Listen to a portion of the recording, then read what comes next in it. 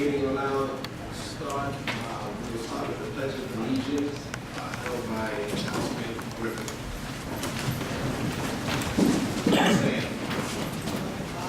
With allegiance to the flag of the United States of America, and to the republic which stands one nation, under God, indivisible, with liberty and justice for all.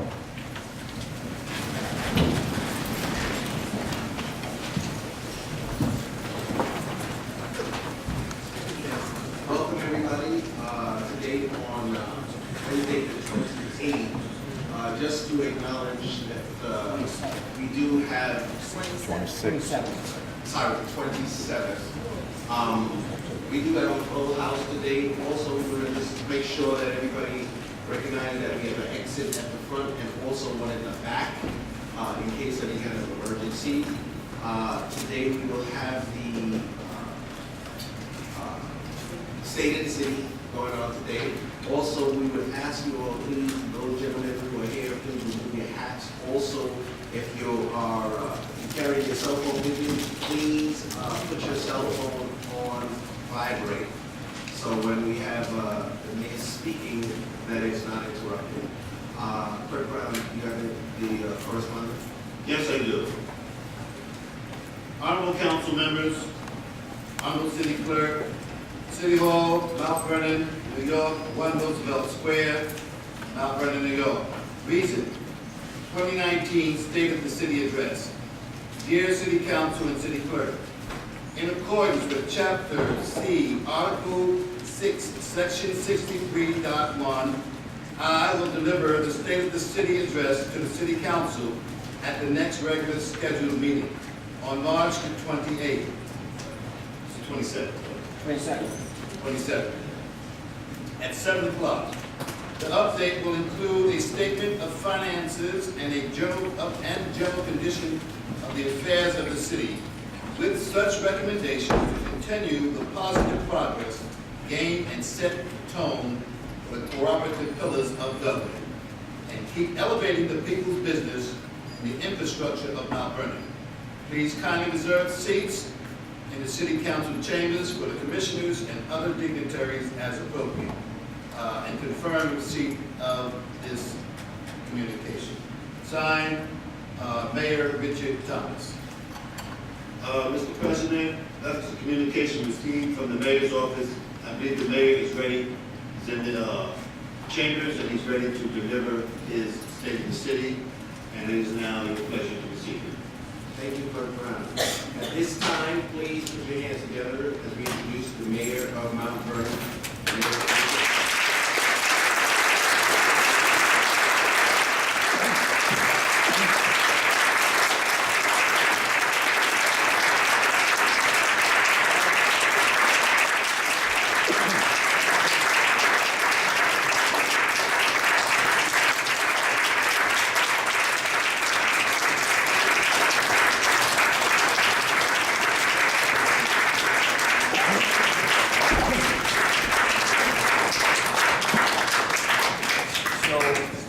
This is on.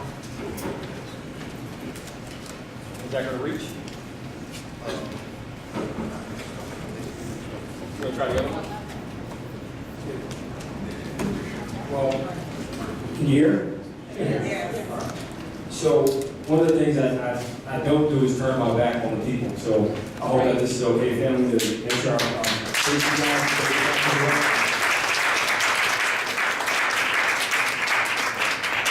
So I want to say thank you and give all praise to the good Lord, my God, how He has kept me, my family, and the prophecy, blessed are the peacemakers.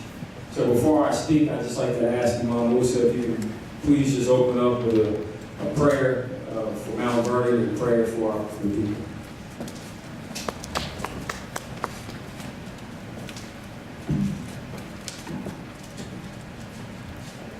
Peace be on you. We greet and we want to offer our prayers. I'm reading from the first chapter of the Holy Quran, Al-Fatiha, with God's name, the merciful benefactor, the merciful redeemer. All praise belongs to God, the merciful benefactor, the merciful redeemer. the Master and Lord of the Day of Judgment. Thee alone do we worship, and thy aid do we seek.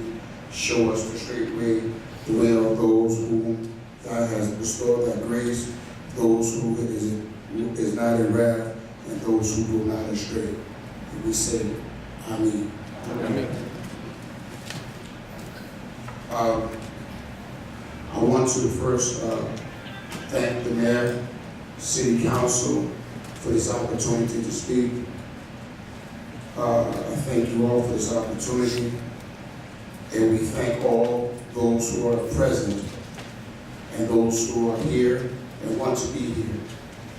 I want to send our prayers out to those who were killed and slaughtered in New Zealand. I also want to send our prayers out continuously to those who are in Charlotte and also those who are in Pittsburgh. We send those prayers out because the faith traditions that we all at some point in our life and still hold true have suffered loss. In this world, one loss is a loss for all. Our sacred scriptures say to us, to kill one in humanity is like killing the whole humanity.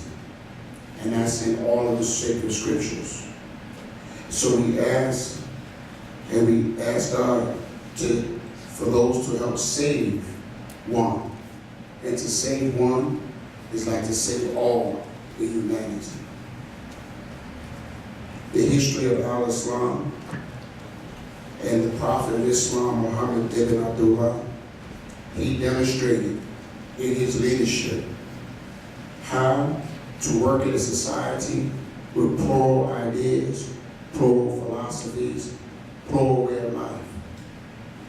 In that city, which is at one time called Yathrib, now Medina, one of the holiest places in Muslim areas, they demonstrated that place, and they have called that place the City of Light, or the City of Enlightenment. Our prophet, praise and peace be upon him, stated, when one part of the body hurts, the whole body hurts. We have to include everyone when we are working in the service of humanity. Let's work to make Mount Vernon and the citizens of Mount Vernon the modern city of enlightenment, the modern city of light. We can do this if we stop hate and we leave off race and religion and gender. We can do these things if we are faithful to God and the order and what God has blessed us to be following. I greet you as I came on in peace. As we say in Arabic, Assalamu alaikum, and I thank you all, and I pray this meeting and the continuous meetings in the future will be prosperous for Mount Vernon, so the world can see this city to be the city of enlightenment. Thank you.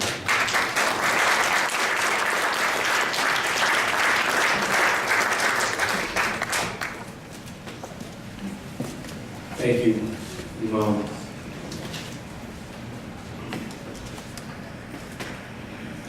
I also have to thank my wife and children. They're the reason why I'm still living. They're why I work so hard, why I'm still keeping on, keeping on. And I have to thank God for keeping me, and it's the reason why we all woke up today.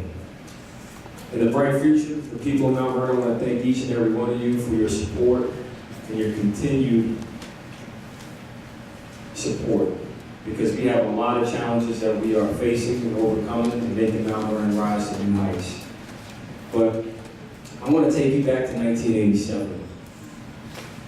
Now, that's me in the back right. And if you go one over, you see another person that's in the room. Jamie Pesson is there too. Now, a lot has changed in this city as that boy has grown up. And much of it has been for the worse for the next Christian. Now, that's my son, Harrison. And I'm struck at how similar this seems. Same city, same grade. That's my son standing next to his teacher. So I imagine that he is growing up at the turn of the tide. It is a good reason to be hopeful, but there are some substantial barriers in the way of a brighter future. So I'm hopeful and apprehensive at the same time, because when I was his age, I never expected Memorial Field to be shut. I knew what it was, I knew where it was, and I knew what it meant. It meant you were going to play some kind of sport, you were going to hang out with your friends, you were going to learn something new, you were going to be with your community. But our kids today have very little relationship with our beloved park. So the question is, how can things look so rosy and dire at the same time? So I've been thinking a lot about where we've been compared to where we are, and there's a lot to be pleased about. But first, we have some good news, and many things are trending in the right direction. Crime is way down. Our police officers responded to 1,200 plus criminal incidents in 2012, but that dropped to just 708 last year. That's down 42%. So let's give a big round of applause.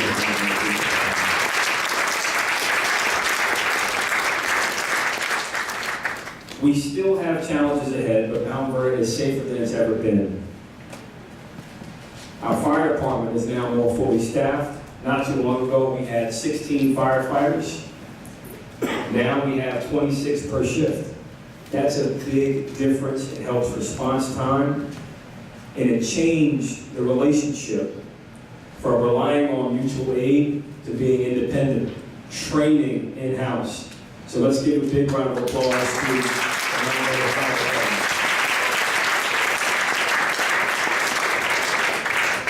We are beginning to erase a real barrier that divides the city, a barrier that limits our freedom of movement.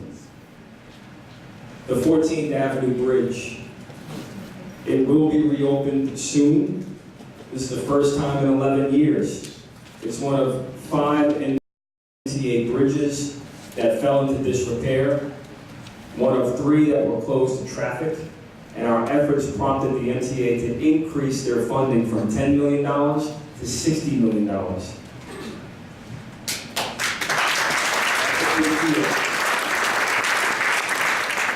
And in the past, the MTA spent their money elsewhere, predominantly in wealthier communities, but now they know differently. Mount Vernon is about to become a smarter city. Let me use this one. This one. What's wrong with this one? I got it. Oh, good. I can use both hands. But Mount Vernon is about to become a smarter city. Hollywood Development Company will invest $82 million to build a new fiber optic network. This is the largest private investment in Mount Vernon's digital history. It will position us to earn millions in revenue, similar to Empire City Subway, as Mount Vernon will co-own the new conduit infrastructure in the ground, delivering 5G internet services that will bridge the digital divide, provide free public Wi-Fi, as well as support education, strengthen businesses, and again, generate millions in new revenue for our taxpayers. Our police department will receive a comprehensive suite of smart city systems to make sure we better secure our families and our businesses. And as this positions us for growth for years to come, our neighbors, we are joining the Business Council of Westchester in encouraging Albany to give MGM its full gaming license. The prediction is real. Billions invested will directly impact our local community. It will catalyze the concept of a ferry from Mount Vernon to City Island and the LaGuardia Airport. It really means new sales tax revenue and not relying on the people's dollar to fix Mount Vernon. This way,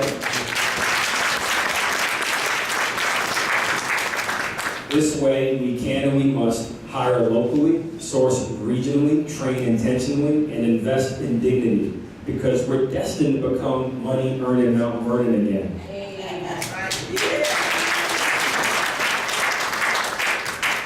Mount Vernon is brighter. Literally, our street lights are on. Over 4,500 street lights have been replaced with the partnership with the New York Power Authority, saving taxpayers $776,000 a year. And as part of the Mayor's Healthy Home Initiative, we've launched dozens of programs to make people financially, spiritually, economically, and physically healthy.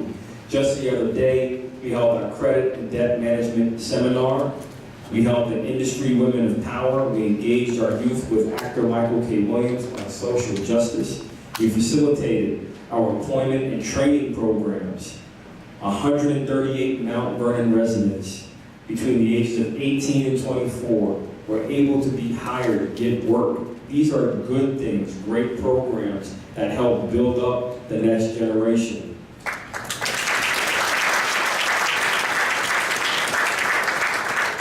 Our youth STEAM program, science, technology, engineering, art, and math.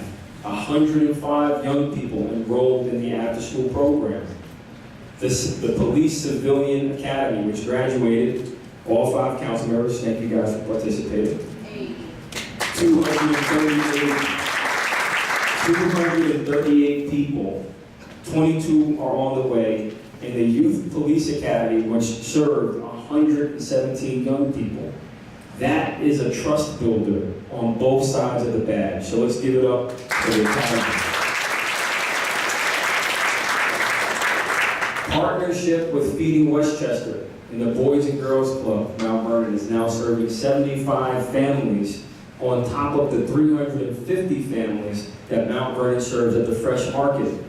That totals 425 families provided with weekly meals, fresh produce totaling over 1.2 million pounds of fresh produce distributed. And since 2016, the Department of Buildings has issued 5,172 permits, representing an estimated $435 million in new investment in Mount Vernon.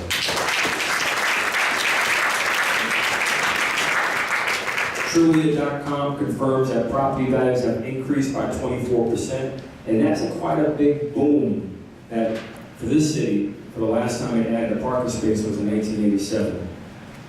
The New York Times said that Mount Vernon is the best kept secret and the best bet for real estate in Westchester County.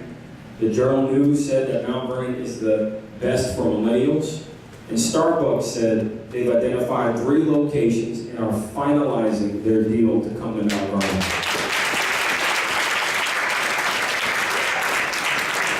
And the people of Mount Vernon say, let's make it even better.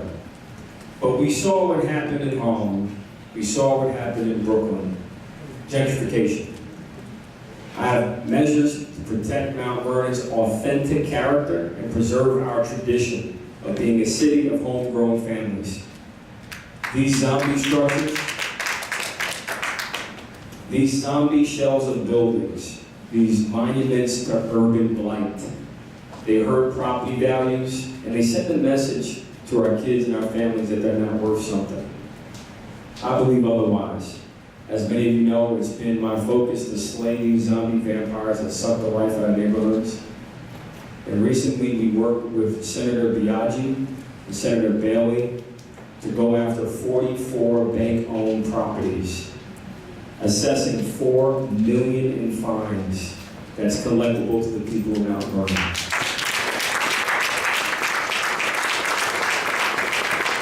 As we anticipate taking ownership over these properties, we are encouraging the City Council and the Controller to work with us to set aside these locations for ordinary, middle-class, hard-working families that will stabilize our neighborhoods and stay in our community to keep Mount Vernon Mount Vernon.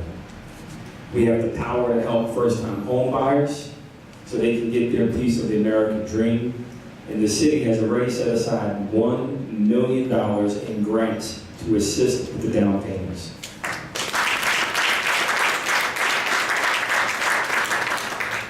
Now, I wish I could stop there, but you know we got some problems too. They're attacking our city. They're attacking you. They're attacking me. They're after you. They're after me. A perfect example. New York State Controller DiNapoli sent auditors to Mount Vernon. They were collecting truth and facts on the issues, and they were looking at problems of our controller. They were supposed to be here for at least 3 weeks. And sadly, they were called and told that they had to leave the building from the powers above. And what's that all about? What's going on? Yesterday, a federal judge vindicated my actions to protect the citizens. In 2016, there was a break-in, a late-night visit to the planning department where federal and financial documents were illegally removed. Now, the culprits must answer to the federal judge on April 9th, 2019.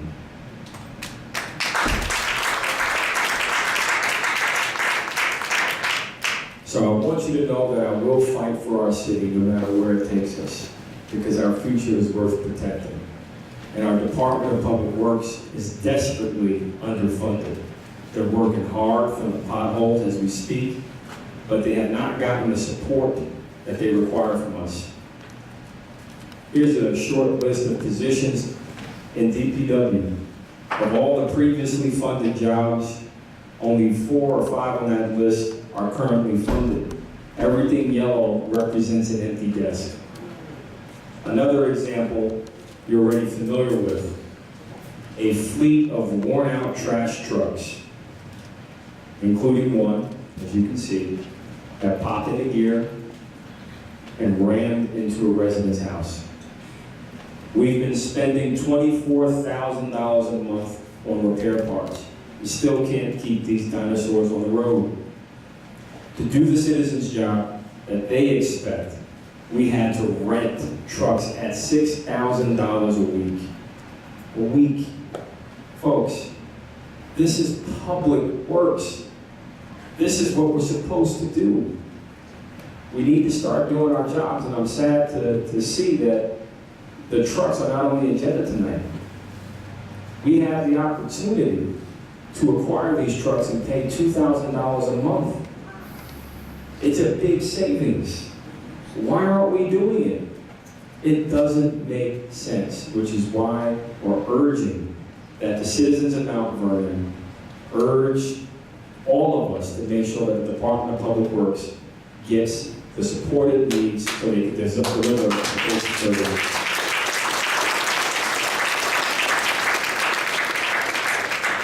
Now, some people lead by division. Effective leadership collects and engages people.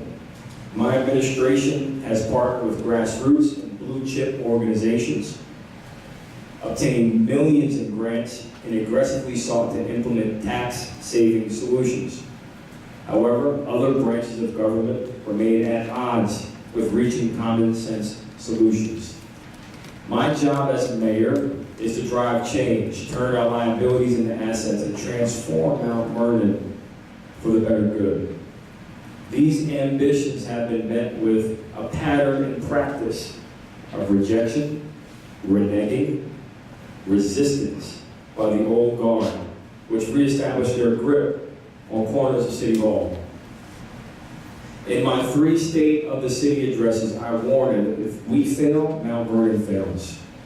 Failing is not an option, nor will I allow it to happen during my tenure. The results we fought for are clear. Crime is down 42% since 2012. Property values are up 24%. And quality of life is getting stronger.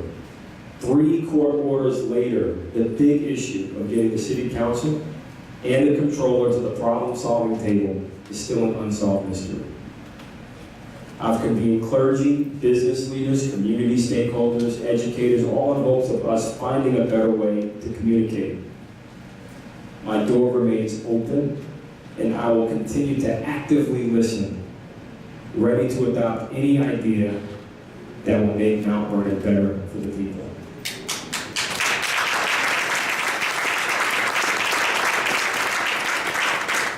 Now, the other morning, I decided to step back and take a fresh look at the city. Before dawn, I began driving the 4.4 square miles of our beloved Mount Vernon, starting down at Parkside and ended up in Sunset Hill, watching it fill with light as the city came alive with activity. What a place this is. Don't you love Mount Vernon? I love Mount Vernon. Well, up against the biggest city in America at one end and the wealthiest suburbs on another, with 2 major train lines, 3 train stations, industrial spaces, waterfront ripe for redevelopment, spacious tree-lined boulevards, and a vibrant, bustling landscape. I know you must love it as much as I do because you're here tonight. But how does a city with such promise find itself in political paralysis? I've heard citizens express their disappointment at the infighting. I've heard them say I've lost faith because some have forgotten how to govern. My answer is to hold on to hope. I understand that the devil's a liar and that the devil's always busy. But we got to tell Satan to get thee behind me and know that I will continue to walk out on faith, not by sight, and make sure that we all know and recognize that no hater can stop God's favor. And God will give them front row seats to watch life prosper at Mount Vernon.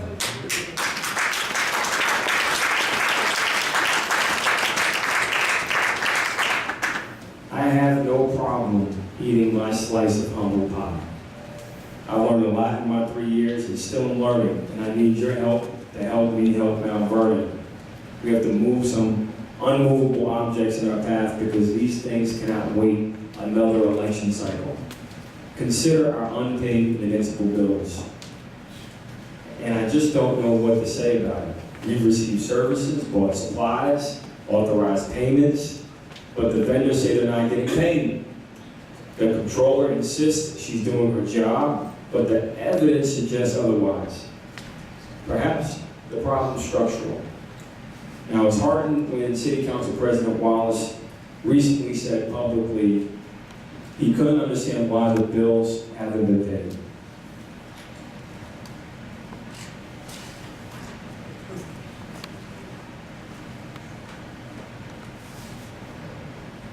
Well, you see the discussion going on, the sound is available online. So tonight, I'm resubmitting the request for the City Council to require the controller to obtain bonded insurance as required by the city charter.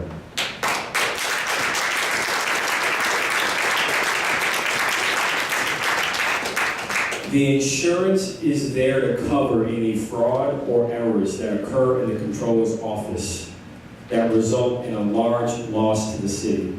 Having this insurance in place means that the insurance company and not the city pays for any large loss sustained at the hands of the controller. So as it currently stands, with $31 million of our kids' money in question from the schools, who just filed a lawsuit yesterday against the controller. And Lord knows that there are more millions out there that the controller has misplaced. It will be borne by you, the people of Mount Vernon, with taxes you'll have to pay in the future. What is not common knowledge is that the City Council is required to ensure that the controller has this insurance policy in place. If the controller does not have the ability to get insured by any insurance company, then legally she is required by our charter to vacate her office.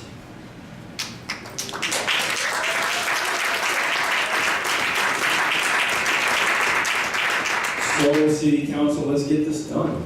Andre's in all of our interests to get this done. The reality is, you don't trust me, I don't trust you, but the people trust us to get this done. We have to get this done.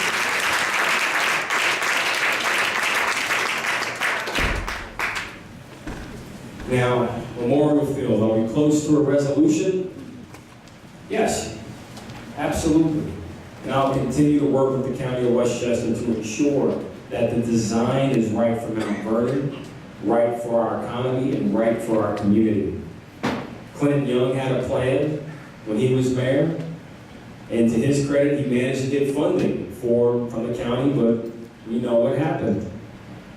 Clinton apparently forgot that there was a primary, and Ernie Davis had his own plan. Ernie did things his way. Now I'm here and I have a plan, which is first just clean up the mess that was left behind. That's it. Start there. And cooperatively work with the county, the council, and anyone else that wants to bring back Memorial Field. We have to clean up the field, accept the county's generous monies, and just move on, move forward. So I'm respectfully asking the council for the $2 million in funding to begin cleaning the site so we can help the county get prepared to do more work.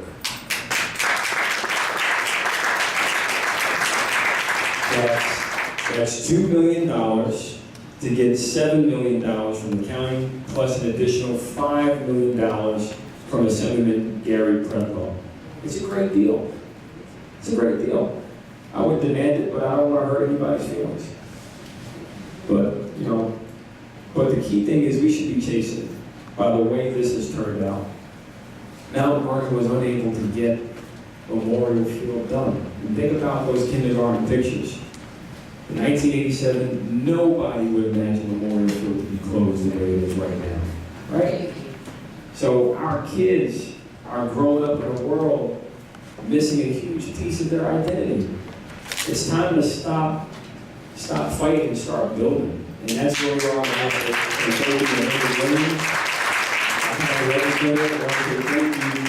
The County Executive George Latimer for making sure that the money's staying in place to help Mount Vernon. But now for the big one, our sewer system. It's leaking badly, and we are under a federal court order to fix the problem. This won't go away, and the judge is not interested in our inability to get along with each other. The potential fines are staggering. We've been discharging untreated raw sewage into the Hutchinson and Bronx rivers for years. You can blame decades of neglect, or you can just chalk it up to normal wear and tear on our century-old tunnels under the ground. But the problem is very real and on a Flint, Michigan scale. The judge in this case, Kathy Seibel, compared our situation to the city of Yonkers of 1980, when that city council defied a housing desegregation order and the city was driven into bankruptcy. Let me read her direct quote so you don't have to take my words for it. Quote, this is the quote. "I'm not a divorce mediator," she says. "I'm not here to resolve the marriage or bad relationship between the city council and the mayor. It seems to me the parties got to kiss and make up because it's going to cost them and the taxpayers a lot of money to do this the hard way. The cost to fix will be substantial, but we've secured $3.6 million in grant funding. Yet, it's only available to us only if the council will approve $400,000 in seed money that we've requested. So we need to do this. Councilwoman Duarte said last week that she's on board to push and urge that we get the $400,000 to activate $3.6 million. So let's support and give a big round of applause for Councilwoman Duarte.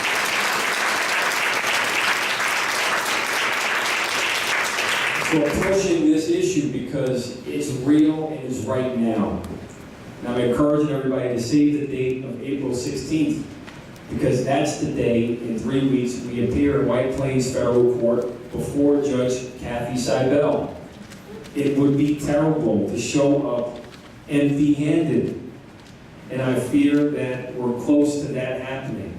The judge did say a few other things, but you can read the entire transcript for yourself. My hope is everyone in this room, outside the room, know that this is a moment that Mount Vernon must decide that it's going to come together and pull forward. And that's what we must do right now.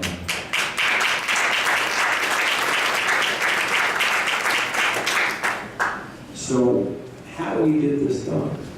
Earlier I told you about my pre-dawn epiphany. And I hadn't thought about the legacy that I have to think about and consider. But although I'm confident of vindication, I'm also mindful that nothing is quite certain when you've made some powerful enemies, especially when you mess up the flow of people's power structure for the people. I'm determined to serve another term as your mayor.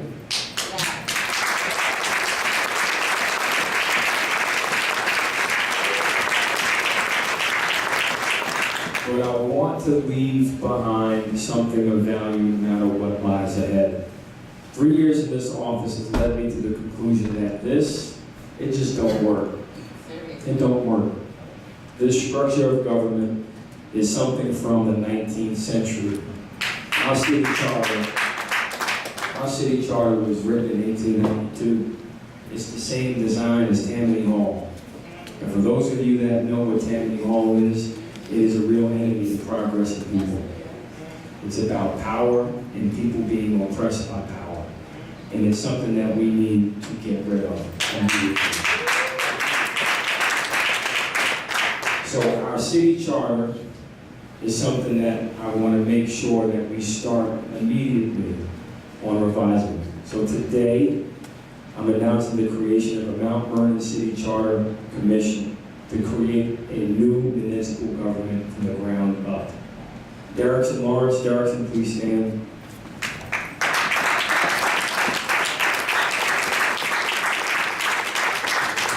Derrickson has agreed to be the chair of this blue ribbon panel, comprised of political scientists, select community members, experts in municipal government.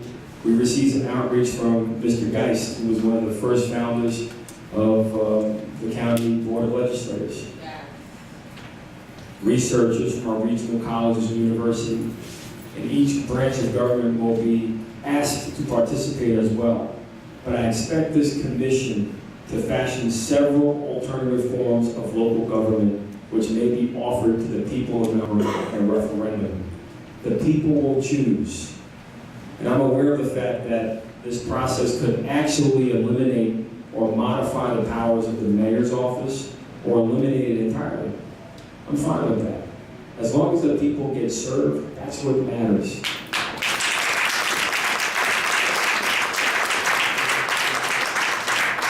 This is not about me, this is about the people, and I'm asking the council president, the city council, the controller to join me in funding this effort. We have an opportunity to be the greatest city ever, smart, clean, green, and modern, and compassionate. All it takes is for us to work together. The people of Mount Vernon are tired of watching the dysfunction and the gridlock.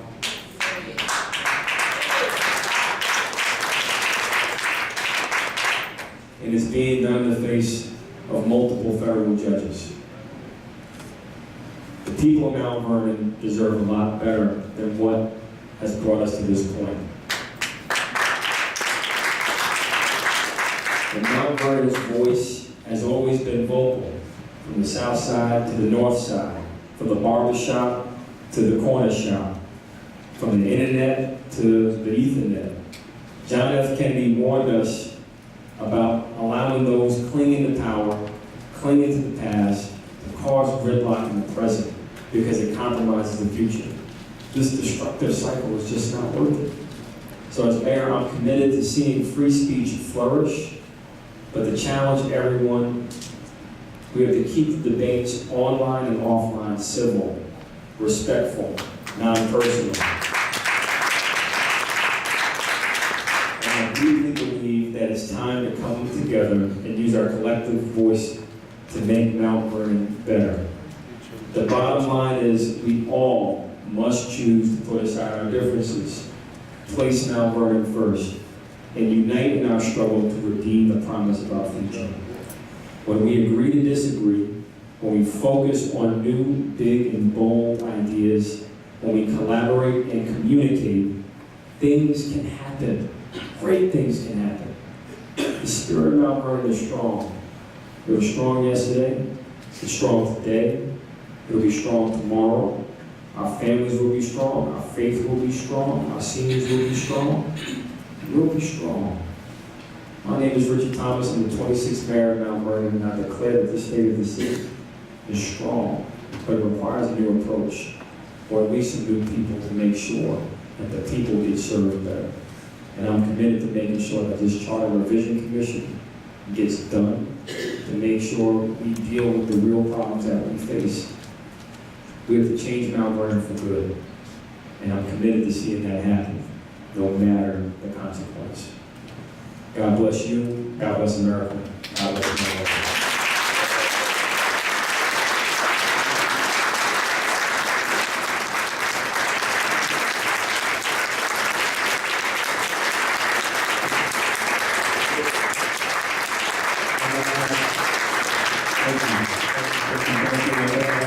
Tyson, just come up, and as he comes up, I just want to leave you with one final thought. Destiny is no matter of chance, it is a matter of choice. It is not a thing to be waited for, it is a thing to be achieved. We got to remember that. We got to go achieve and seize our destiny. Mr. Tyson, the press on. Thank you, Mr. Mayor. Let us all pray. Heavenly Father, we thank you, Lord, for this evening. You allowed us to be in your presence. Father, we pray for the mayor as leader of this city and the city council and the controller's office. And all of us in this room, God, we have come to see Mount Vernon become great again and to rise from the ashes. Father, we ask, God, that whatever the mayor has spoke about, that we will come together at a table and reason as one people, one body, to do the people's work. We thank you, Lord, for what you're about to do, because without you, we cannot do it. And so we ask you to intervene in the lives of these government officials, Lord, that they will come to some common sense and that they will do the people's work. Father, we are all united, because divided we will fall, but united we're strong. And so, Heavenly Father, God, I thank you for this evening and for your people that are in this room, our police officers, God, who work tirelessly to keep us safe. We thank you for our fire department, Lord, who run into buildings when it's on fire. Pray, God, that you'll protect them now. And DPW, God, who helps us to pick up our garbage on our roads and to make us safe in the city of Mount Vernon. Father, without these departments, we cannot function. And so, Lord, you heard the mayor's cry. And Father, we pray that you will open up our understanding to have a dialogue, because, Father, we can do it. And we ask you now, Lord, to continue to bless Mount Vernon and bless the people of Mount Vernon as we move the city forward. Help us to not allow our personal differences to get in the way, but that we will put that aside. Because you said, Lord, when the disciples asked you, who among us is great? And Jesus said, would you be able to drink the cup that I'm about to receive? And so, Father, if we can all share the bread and the wine, we can do it together. And so, Father, as we're about to leave this place, again, we pray for the president of the city council, that he and the mayor will come to some resolution to work together. We ask these mercies in his son's name. Amen. Amen.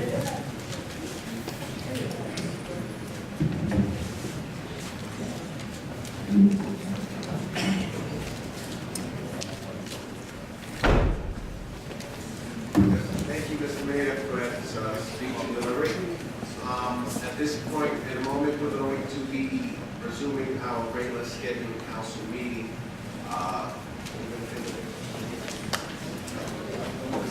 Okay, we're going to take a 5-minute break, and then we will start with our speaking session. For those of you who want to stay, you're welcome to stay and we go to the speaking session and into legislature.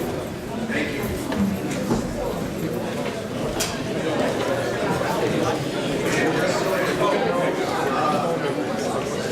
Just so everyone knows, next Tuesday we will be having the Memorial Field forum that will be held at the Grand Elementary School at 6:30. Tonight we have 17 speakers. So we will try to go through this as quickly as possible. Each person will have 4 minutes to speak. At the third minute, you will hear the buzzer. You will have 1 minute after that to finish up and wrap up. Please don't continue after those 4 minutes because we will stop you because there were so many speakers tonight. So please stick to the rules and the regulations of this council speakers list. And okay, first one up is Derek Foster.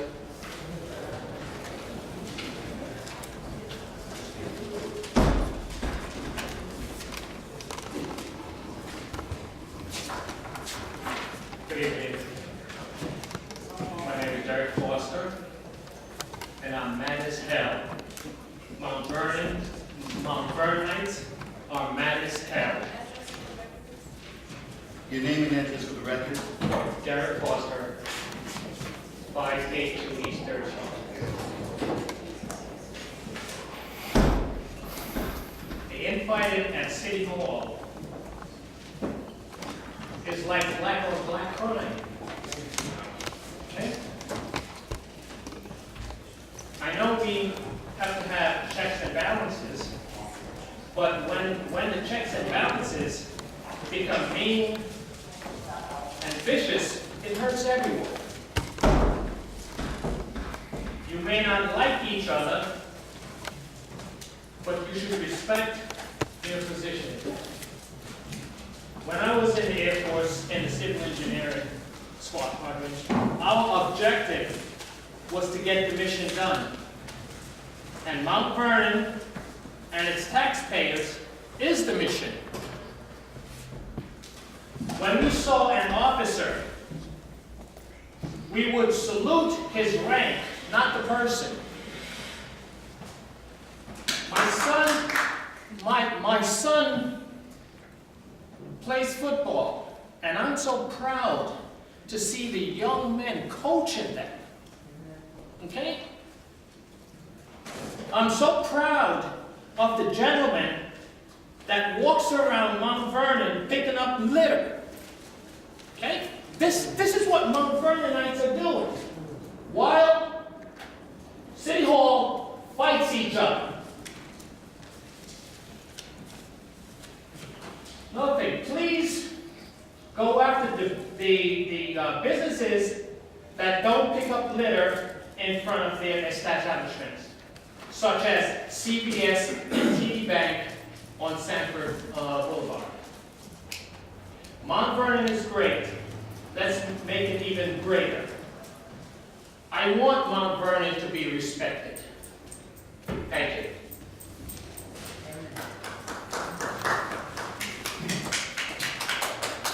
Thank you. Rosemary Rose.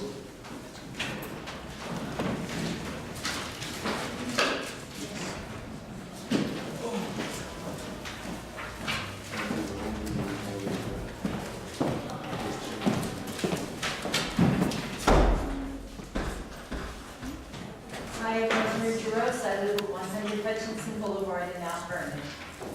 I'm coming to you with utter frustration. There is, Butch Thomas has property at 112 Hutchinson Boulevard. And I believe that this matter has been before the city council. It's been before the zoning board. It's been before the architectural review board and the planning board since August of last year. Numerous times, the applicant and his architect have delayed by not showing up. The last meeting was in front of the zoning board. The applicant and his architect were at the meeting, walked out, and he later texted William Long asking for an extension. This is about a building that he wants to put up in the back of his property, which is not in conformity with the rest of the houses on the block. We all have large backyards, and he wants to build a house there. Now there's about 400 yards between, 400 feet between the proposed building and the fire hydrant, which would be an inconvenience, to be sure, for the fire department. We have parking only on one side of the street, and it's already taken up. And this building is 2,500 square feet. The owner has asked for variances, the likes of which the zoning board, the architectural review board, or the planning board would never approve. We were told that to approve the number of variances that he wants would set a precedent that could radically change the face of home ownership in Mount Vernon. Another thing, insufficient notice was given or posted for every meeting. In fact, only one notice was posted, and that was 4 days before that meeting, not 30 days that's prescribed by law. Let me see.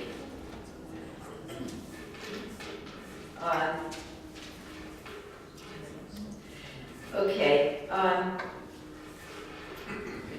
sorry.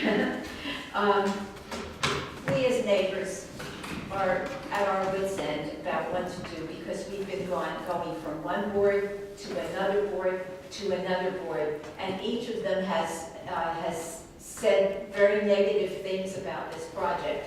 And finally, the can has been kicked down from the zoning board to you folks again, and I believe it started here. So they said if you make some kind of negative declaration that this is not to go through, then we would be done with it. So we're asking you to please, please do something and review all the findings of the 3 other boards, so that we don't have to keep on coming to meetings because we've been very faithful in doing that and voicing our displeasure. Thank you.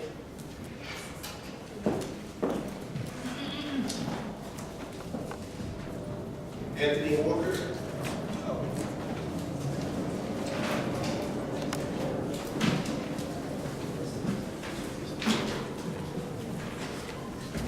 Good night.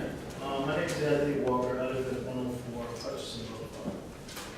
I'm just saying, adding to what Ms. Rosemarie said. We've been coming here since August. So many of the meetings, I have to take a day off to come here. Like tonight, I've taken a day off to come here to be at the meeting or see this council.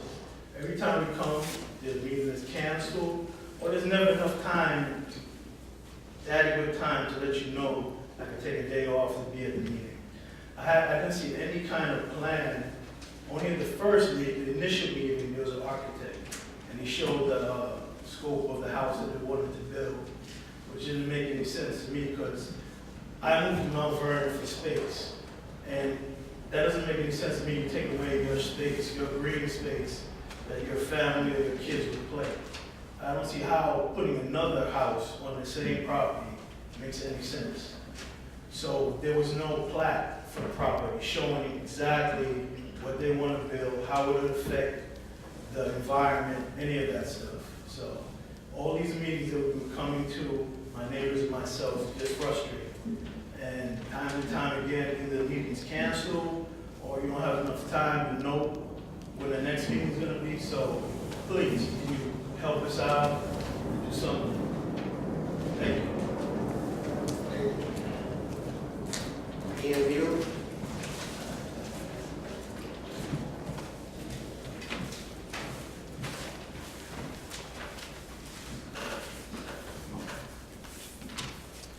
Good evening, members. My name is Ian New. I live at 106 Hutchinson Boulevard. My property is adjacent to the applicant for a subdivision. I've listed a bunch of salient points, but I was beaten to it by my neighbor, Rosemary. So basically what I'm going to do is just add a list of concerns that I had and I presented again to the planning board, the architectural board, and the zoning board. Okay, and my first thing is that I guess if you build erect another structure, you know, what's it going to do to my privacy? You know, the lots are small, they're 50 by 200, and I don't have a fence dividing the property, so I guess it looks like we have more space than. Okay, noise, what about noise during construction? What's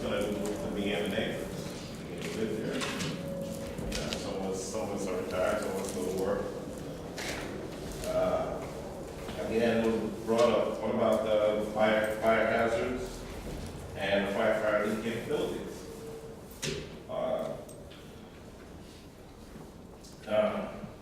And again, parking.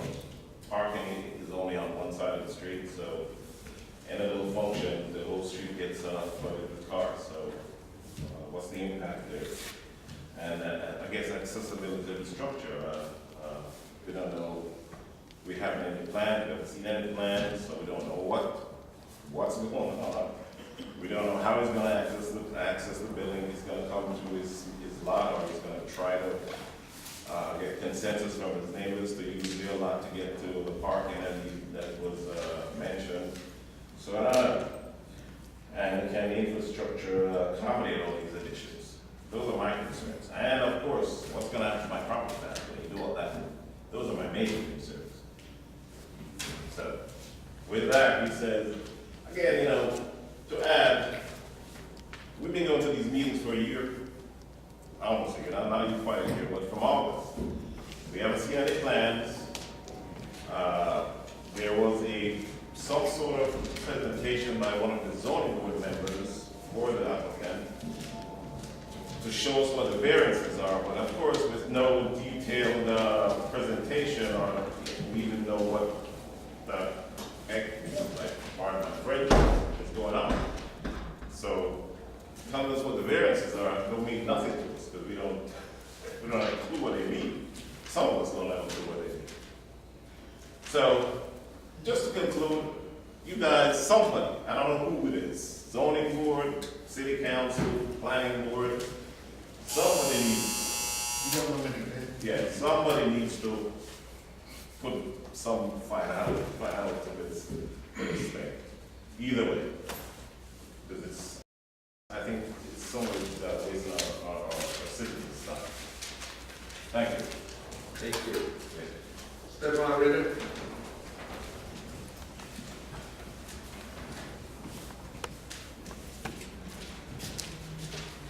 Peace and blessings.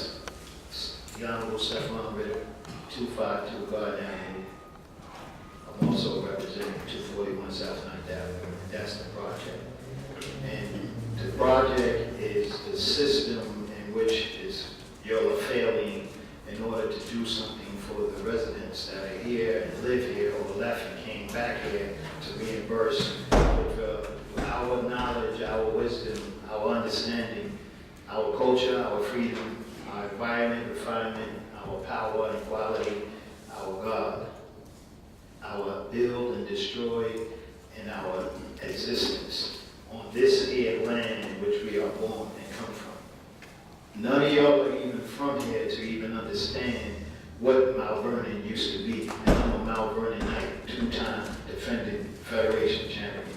So I represent a state, and you're bringing a city in which in 1853 to 1892, in which they had their time of being here on the mountaintop.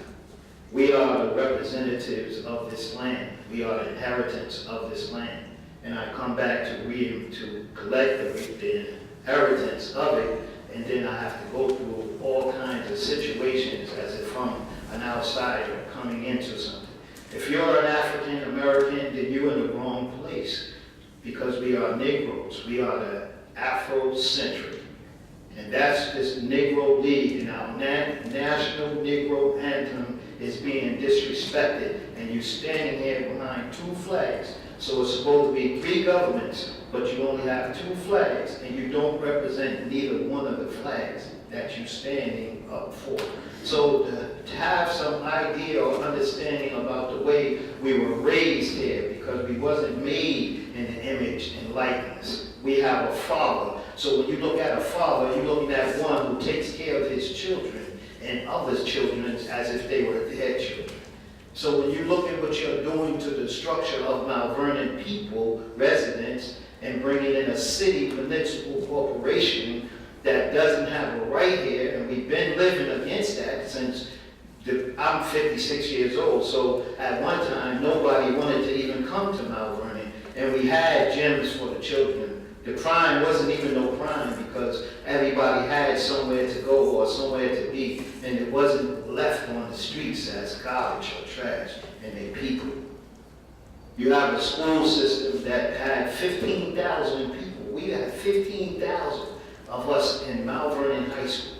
At one time, 3,000 each class. They even put the 8th grade inside of it. So we had a community here that all loved one another, lived together in harmony, love, and peace. And then you have 5 churches. Now you have 500 churches. And you have more chaos than anything else in the world because of the simple fact that the Father had to come. And none of y'all have came through Jesus because y'all came to Jesus. But in order to see the Father or to be in heaven, you have to come through Jesus to the Father. So when you look at yourself and you say you love Jesus, or you love Muhammad, or you love Moses, or you living in these days and Moses brought the Torah and Jesus brought the gospel, and you lost and stuck inside of it, because there's a better way. If you close your eyes at night and you see heaven, you make a plan, and that plan comes together without any interruption.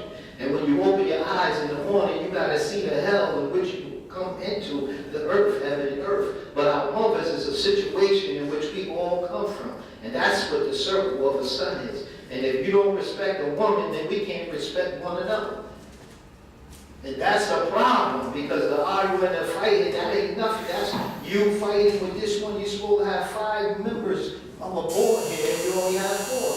And one you appointed as the president, so this is a violation of the code of your own charter. Thank you, Stefan. And I'm going to leave you as I came with peace and blessings, but something has to be done for the residents who come back to this land to reimbursement that they deserve. Thank you, Stefan. And nobody else should be able to tell us what we can and can't do if you're not from this country or this land, Thank you. which we built. Mount Vernon basketball built Mount Vernon. Not rapper, Heavy D, none of that. John McClendon.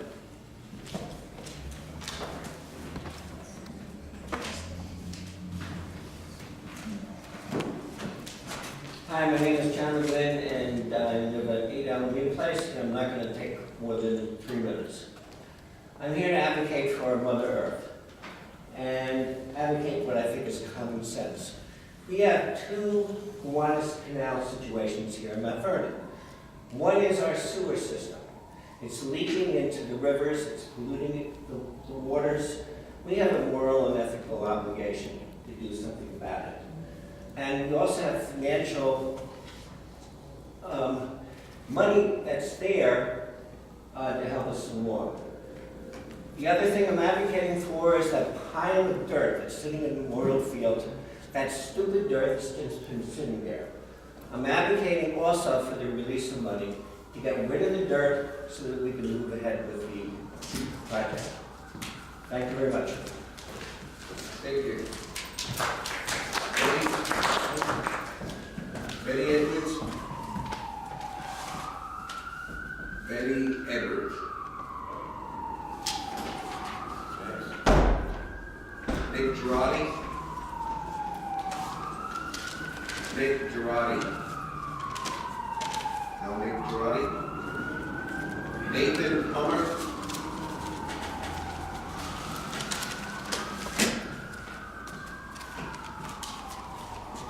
Good evening. Nathan Plummer, 458 Union Avenue, Vernon. I have some material I'd like to ask as the city clerk or someone just to hand out, so I don't have to walk around to the council people. I'm asking Mr. Brown if you could hand these out. Have city copies.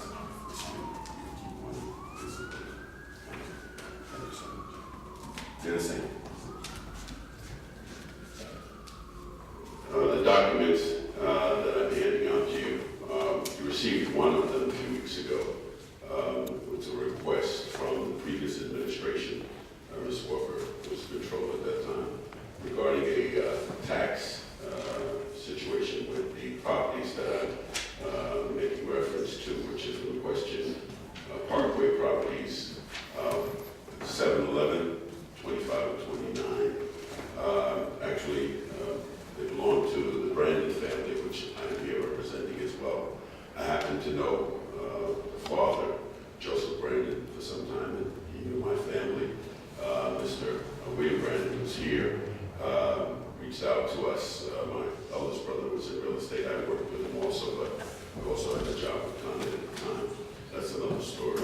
But the issue is that they felt confident in the fact that I've been a long-time resident of Mount Vernon and having some experience in real estate that could help them to reposition themselves in some ownership capacity to the property due to the fact that the elderly position the father was in, as well as some of the other family members and illnesses that have taken place. They needed to try to see if they could find out exactly what the position was for the property. And as you can see, we sent in several notifications and received nothing. It was just of recent that, speaking with the Controller Reynolds, we got an exact figure on what's due on the properties from the period of time that we were here previously. We received that information, I think, either that same day or the day before. We got an opportunity to speak to Mr. Griffith briefly about it. He indicated that you were moving forward as a council on the properties, and the only thing that he could advise us to do is just to seek counsel at this particular juncture. But what we're asking and requesting of this council, if you could allow the Brandon family who's in a position presently, now that we know exactly what is owed on the property, that we could structure a payment schedule, which we were advised is something, being that they were the legitimate owners of the property, that they would have the right to structure a payment schedule to retain ownership of the property. So that's why we're here this evening, asking for your favorable decision on this, that we're able to recapture our position, or the Vernon's positions, on ownership of the property, and we could work out a payment schedule with the Controller's office. I thank you for your time, and as I said, we've given you previous documents, so you're probably going to run over 2 of those sheets, but that's to show you that we've made every reasonable attempt previously on occasions to find out what the position was of the property. Thank you. Thank you. Christian Reed.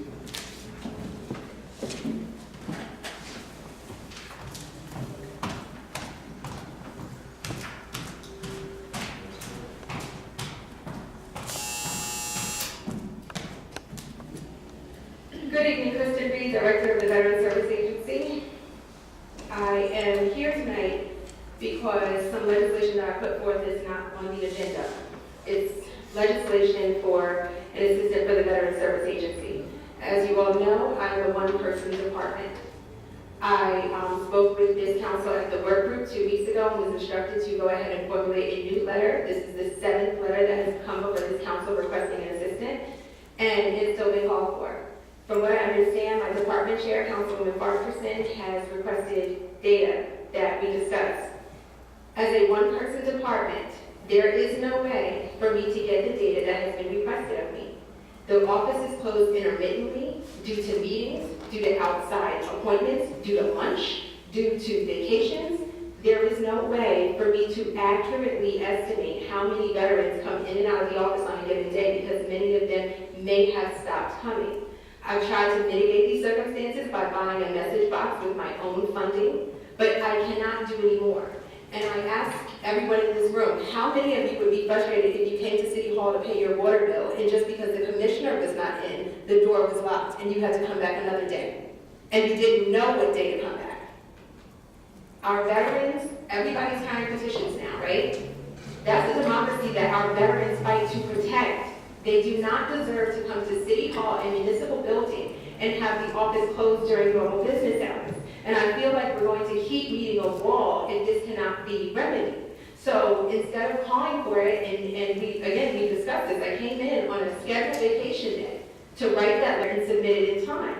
I would like to know if my co-chair can then pull it out and put it on the agenda and let the chips fall where they may. Let everybody know on the record and see who supports the Veteran Service Agency and who doesn't. Because this roundabout is just not working. I feel that the Veteran Service Agency and me as the first woman director in the city's history and in the county's history is constantly requested to provide more information than any department, whether it be regarding salary, regarding services, regarding day-to-day agendas. I would like to know if any other department is requested to outline their day and submit that. As you all know, there is an issue with the salary. There were salary increases given to those departments. What was that based on? Were those departments required to not only identify funding in the budget, but also to justify it with labor market information or anything else? The Veteran Service Agency, and me as the director, is constantly treated differently than the other departments. When I come here and forget to register with the clerk's office, I have to stand here like a child in school and wait for this council to vote and allow me to speak. When my male counterparts come here, when former Commissioner Nigro came here, he would not only be invited to speak, he would not only be observed, he would be invited to speak and allowed to speak for however long he wanted. I have been hushed, I have been rushed, I have been shushed away from this podium while trying to conduct the city's business in the appropriate forum. There is something else going on here. And I think that, again, as the first female commissioner of a veteran service agency, as a combat veteran myself, who is simply trying to advocate for my department, I don't understand the inequity and why I am forced to give so much more information, justification, proof, facts, and everything than other people. Aside from that, I have also outlined my issues with the comptroller, which are all policy-based. I have been commended by this council about my letter writing. My letter writing was not for commendations, it was for your intervention. There is something going on here. She is currently being sued for a loss of $31 million. I informed this council on December 10th that she is moving state money without legislation. I still have no clue where that money is. When I was younger, I thought everybody I thought the Montgomery bus boycott was a thing and everybody did it, right? My grandmother told me, no, it was not everybody who did it. There were people who rode the bus. We just had Colin Kaepernick, right? People denounced him. At some point, whatever's happening now becomes history. And some people are on the wrong side of history. The comptroller is taking criminal action. She has provided no written policy, and she is taking punitive actions against certain people, myself included. If this council does not act to stop these actions and treat me and my department fairly, you're going to be on the wrong side of history. Thank you.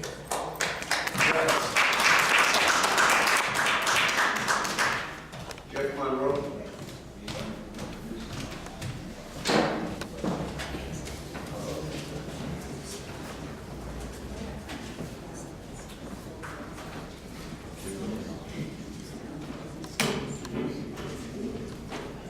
Jeff Monroe, I have submitted my address application for.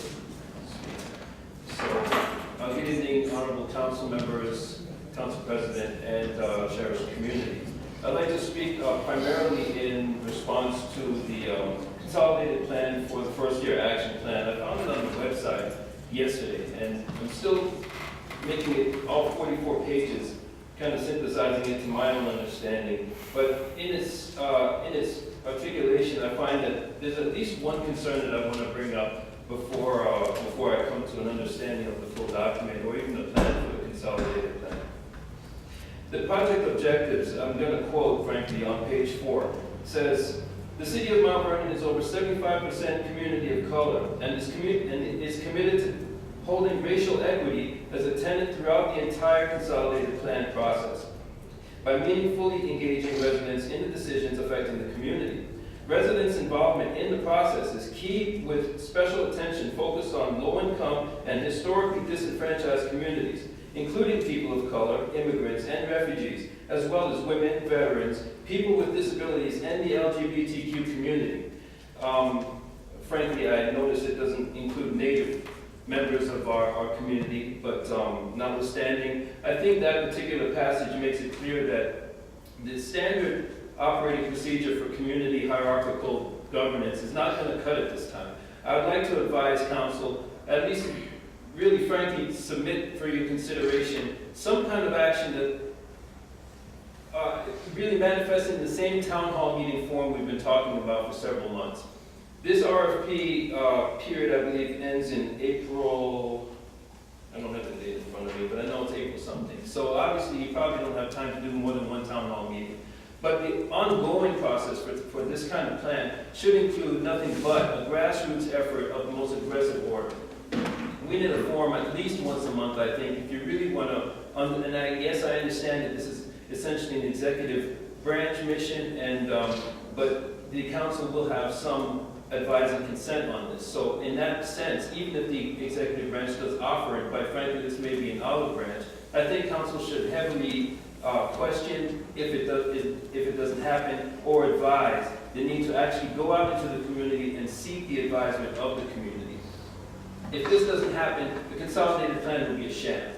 And I, for one, will be one of, I'm sure, many community members that are going to come forward to remind of that. My second issue is pursuant to a press release I saw earlier last week, actually, from the State Attorney General that was touting what actually was a settlement that was done last fall with the New York State Attorney General and the Spectrum Charter Corporation.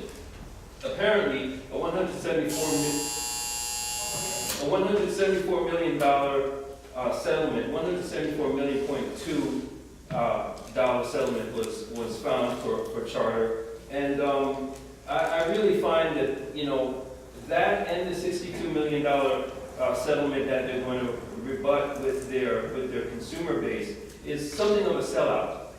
For your reference, I want to put forward the consideration that, in fact, the documentation is here just as a reference, but charter organizations are a $43 billion company, and that's 2018 alone. That's more than $2 billion over their 2017 revenues.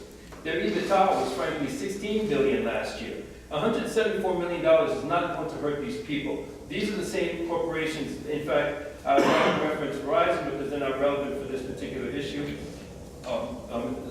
Mr. Clerk, one for each council member and for the clerk's office. So basically, considering that Charter wants to come into this community free of a franchise agreement, one that is supposed to accompany fees that I'm still not aware of, our Cable Advisory Committee is not aware of, I'd like to consider that, and regardless of what the settlement might seem to speak to, frankly, we're still looking in the crosshairs, down the barrel of Charter's ongoing union-busting practices. Thank you. Thank you. Axel Edelman. Good evening. Axel Edelman, 61 Magnolia Avenue. I'm here tonight to talk about the Mount Vernon Board of Ethics. If you live in Mount Vernon and you do not think that Mount Vernon needs a strong, independent Board of Ethics, you must be living under a rock. Patronage and nepotism are everywhere at City Hall. Ignoring the city charter, the law that governs the city, seems to be a bit of a public sport with absolutely no consequence. The total disregard for the city charter and following procedures is felt by the residents of Mount Vernon to the point that the most basic public services, such as garbage pickup, are compromised. The Board of Ethics is mandated by the city charter, yet currently they are one member short, because this city council has failed to appoint another member when there are volunteers on file at the city clerk's office. More importantly, the city council has so far failed to give the Board of Ethics much needed subpoena and enforcement power. The mayor has vetoed this measure and is currently on a public campaign to undermine and disband the Board of Ethics. Strangely, his opposition just started when the Board of Ethics started investigating his administration. That's quite a coincidence. Two members of this council have refused to override the mayor's veto on this issue. And I'm wondering why. I heard rumors that there are concerns of overreach. I can assure you there's a lot of overreach at City Hall. I don't think the Board of Ethics is the biggest problem in terms of overreach here. If you don't think Mount Vernon needs a Board of Ethics, let me give you an example. Last time I was in this chamber to speak against the mayor's budget. I come out here, I state my name and my address. The next day, the mayor called my wife on her cell phone. She was not happy about that. Is it illegal? Most probably not. Is it improper? Hell yeah, it's improper. It is absolutely out of line, and something like that should be able to refer to the Board of Ethics who can investigate it. Right now, under the current system, if they ask the mayor says, I don't want to answer this, that's the end of the inquiry.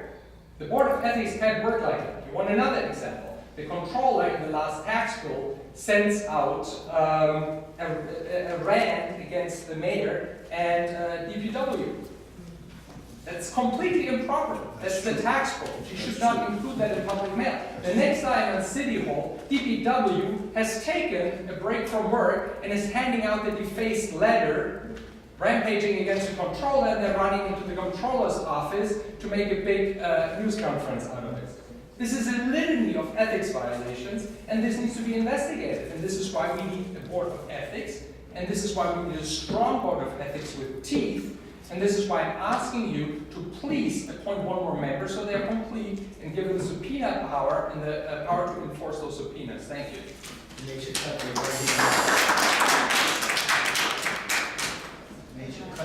Erwin Billy.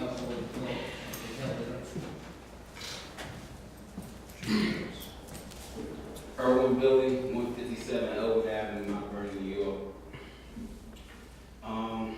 I have a couple of questions before I get into my, diatribe.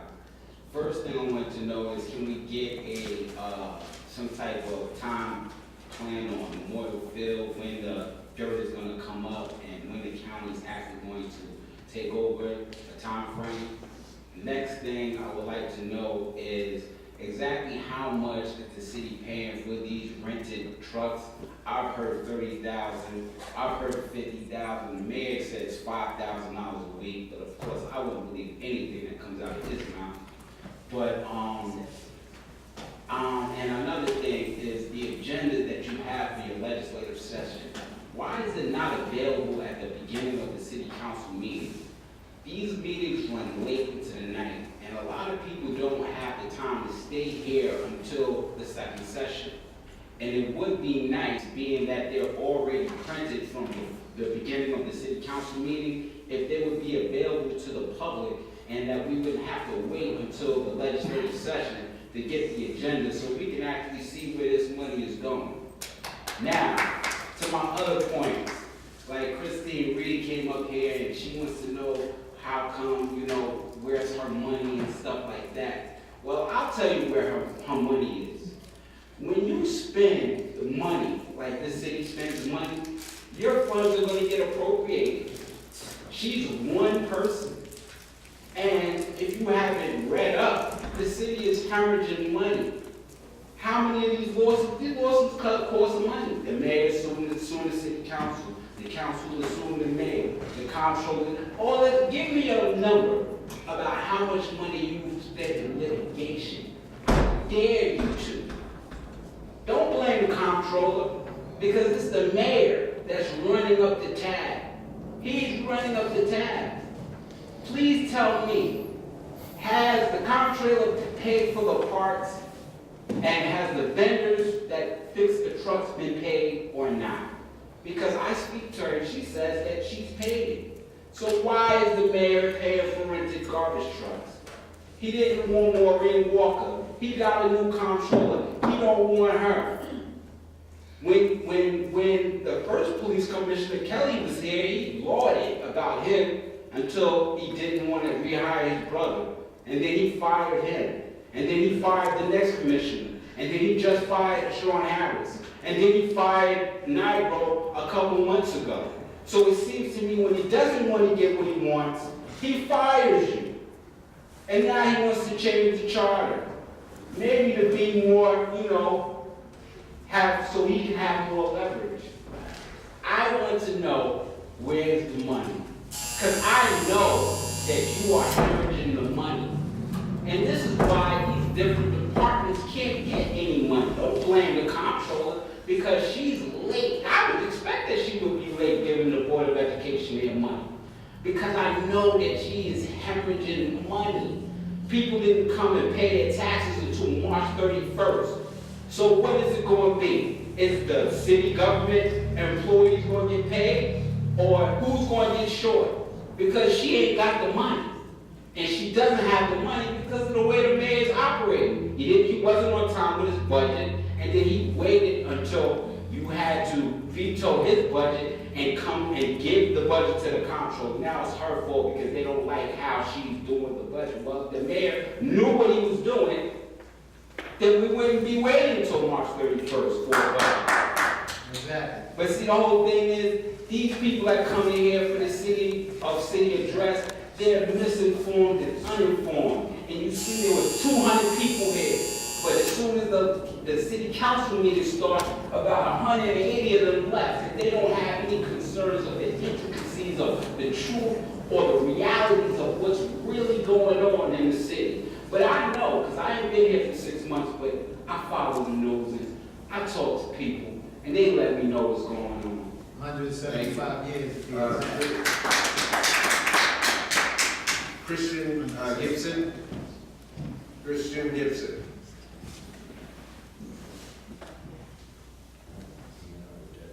Renee Marley.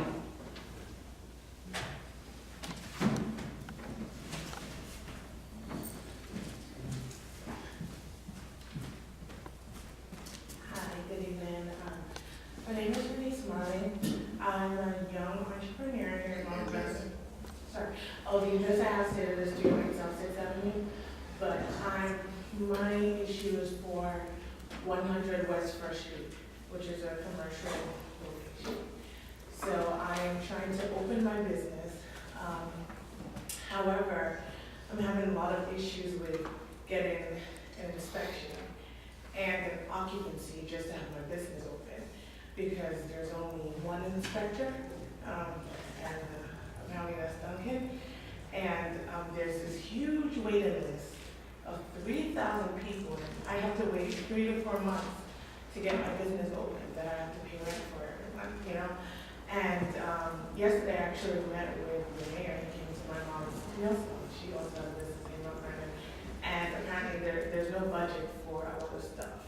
And the suggestion he told me that would make sense is to have the government fund, you know, these departments. My issues with the building department, because if we only have one inspector, you know, this is probably causing this long list of people to be, you know, get their inspections and stuff like that. They redirect me to another private company where I have to pay like, you know, a really large amount to get my inspection. I just feel like for someone that lives in Mount Vernon opening a business, there should be multiple options for us to get our business up and running. You know, we have to pay taxes. That I just feel like it's unacceptable just to have one inspector. And I mean, I had another store that I was going to do the same thing. I had to wait almost a year for that. It's really unfair. You know, so this is very concerning, but that was my main issue. I don't know if it needs to be some kind of funding or what it is, but we need something to be done so that business owners can actually get their business up and running, and we don't have to suffer because there's not enough budget for enough people to be working in these departments. That's all I'm saying. Thank you.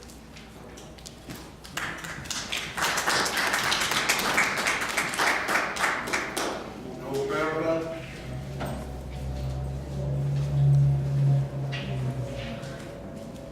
Good evening, everyone. Hope Maryland, Fisher Drive. I want to make just a couple of statements and then ask a couple of questions. And my focus is the sewage crisis. First comment I want to make, I don't think that we should beat ourselves up over the sewage crisis. I mean, it's something that has to be resolved, but we shouldn't beat ourselves up over it. I'm looking at an article from 2015 in the Atlantic, and it speaks of the sewage crisis in America, so this is a national problem. I have researched a couple of other communities that had to deal with this sewage crisis, one of which was St. Pete, which is located in the state of Florida, and they spoke of how something very similar to what I think the approach would be at our city council, and that is to look through the line items of the budget and see where you can perhaps pull some funds, you know, to match the $400 and something thousand that we would have to match up toward the grant, correct? And another thing that they did do was they took $160 million out of a water bill fee that people pay every year, you know, things like that. I would just encourage you to get a little creative about it. Now, in 2015, an article was written by CBS in regard to the sewage crisis in Mount Vernon. Pardon me, I apologize. April 25th, 2017, ironically, almost, 2 years ago to this very day? Yeah. And it speaks of, it says the exposure is a $31,000 a day for violations that go back 8 years, a potential $90 million hit. Even bitter political opponents inside Mount Vernon government are seeing the light on this one. And I'm saying this because being that this article was written in 2017, I don't think that there are any real tangible excuses as to why we cannot resolve our sewage crisis. So I'm just really encouraging you guys to, you know, just put a little bit of fire, put a little bit of fire to it. Please resolve it, because I don't think that our citizens at large really have a good grasp of the gravity of the situation. $90 million, and we're struggling to come up with 400,000? Makes no sense. I wanted to ask also in regard to the sewage crisis, are we exploring other materials? Because the materials in this situation is going to be very important. Sacramento, California was another community that had to deal with this sewage crisis. What they did was they researched for specific materials that had to do with their specific climate. So we have to consider that also. And I just wanted to put that out there. Thank you for your time and allowing me to speak. Thank you. Bishop Colin Edwards.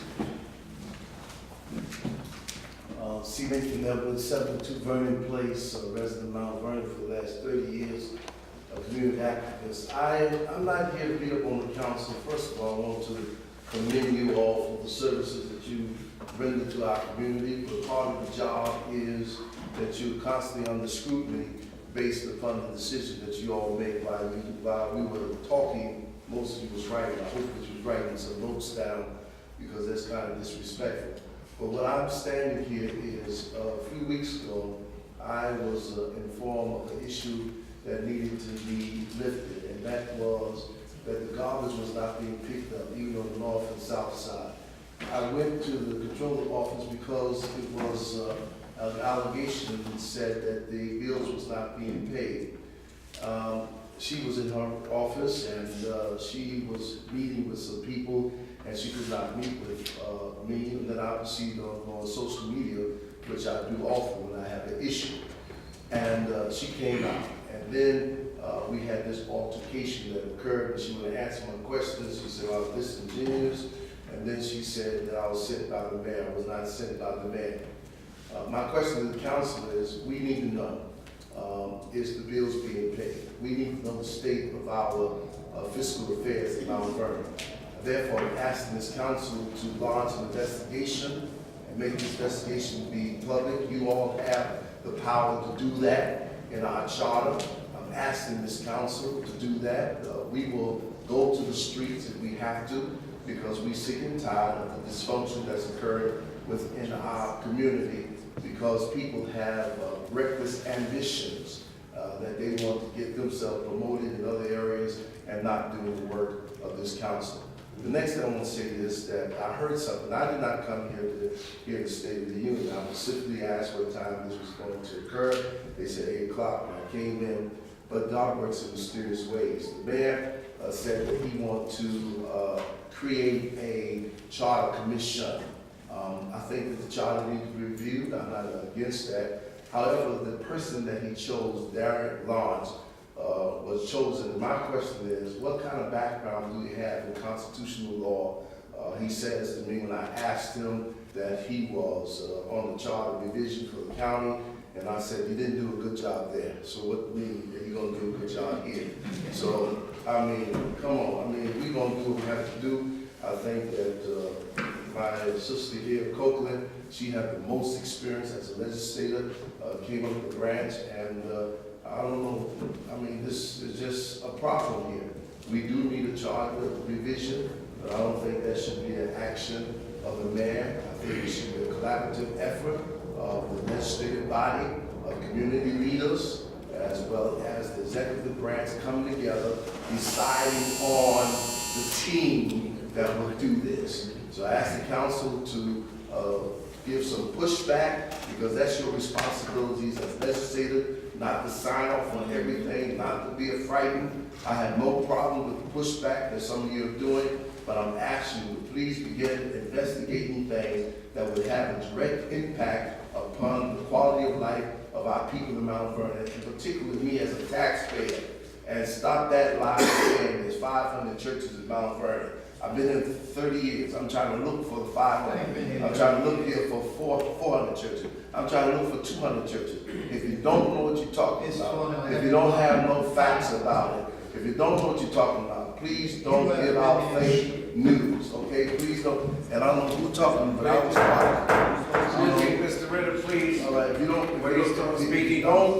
don't have accurate information about how many churches, in fact, there are less churches now in Mount Vernon than it was 30 years ago when I came. And there are going to be lesser churches because of the impact of the economy and because less and less people are going to these houses of worship. So please, when you make statements, please do your research about the state of religion in the United States of America. Thank you. Religion is Mr. Ritter, please. At this time, we're going to have our answers. What did we miss? Okay, yes.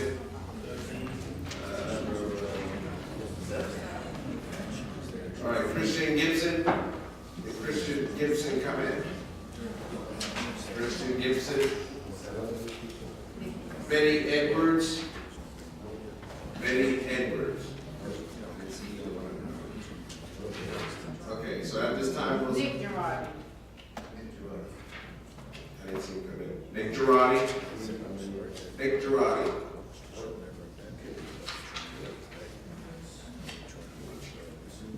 Okay, at this time, we'll have our responses from the council, starting with Janice Duarte. Oops. Excuse me, Councilwoman Duarte. Thank you, President Wallace. Just want to thank everyone for coming out tonight, and thank you, Dean Cousin, for doing what you do every meeting. Appreciate it. And thank you for sticking with us. Your participation and your presence is very important. There's some things, I'm not going to try to address everybody because we do have 4 council members who chair different committees, and so I'm going to allow those committee chairs to answer those questions. Mr. Foster, you're still here. Thank you very much for your service and your comments tonight. We do want Mount Vernon to be respected. We want every resident to be respected. And so certainly we strive to continue to do what we can to live to the city so that it can be respected for the wonderful assets and the wonderful people who live here and make this a great community. So thank you for your comments. Mr. Rose, Mr. Walker, Mr. New, with regards to, I have not yet seen this information, this particular project that you're referring to. I don't know that it has actually come before us just yet, or at least during the time that I've been here. But I will defer to my colleague, Councilman Griffith, who chairs the Finance and Planning, to comment on that. Stefan Ritter, as always, thank you so much for your presence and coming to speak with us. Thank you for your service, and peace and blessings to you and yours always. Mr. McGlynn, you are absolutely correct. We do have a moral and ethical obligation to the environment, clean waters and clean environments. The challenges that we're facing obviously did not happen overnight. This has been a long-standing issue for decades, where it's now coming to a head, and we need to face it head on.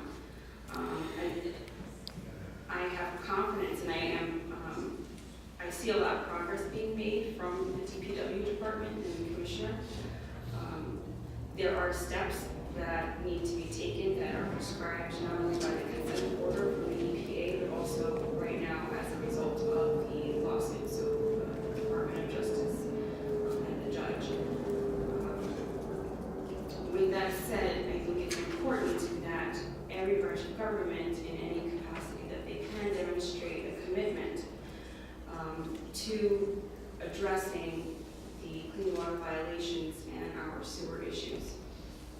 I have made a commitment to the residents of the city that I will do what I can to continue to advance those efforts, and certainly whatever the legislative perspective is, or position is that we continue to work on that. The issue that has been brought up and has been before us, and I've spoken extensively with my colleagues, is regarding the grant match to the DEC's grant to assist our stormwater issues. I'm going to speak on behalf of everyone. We want to demonstrate that commitment. The question is where the funding is coming from, and that's our challenge. We do have a budget that does not include that funding. And so we have disagreements on the council as to how we're going to resolve that, but I thank my colleagues for continuing to be part of the conversation and work towards finding that resolution. Some suggestions have been made, but there's an agreement on how we're going to fund it.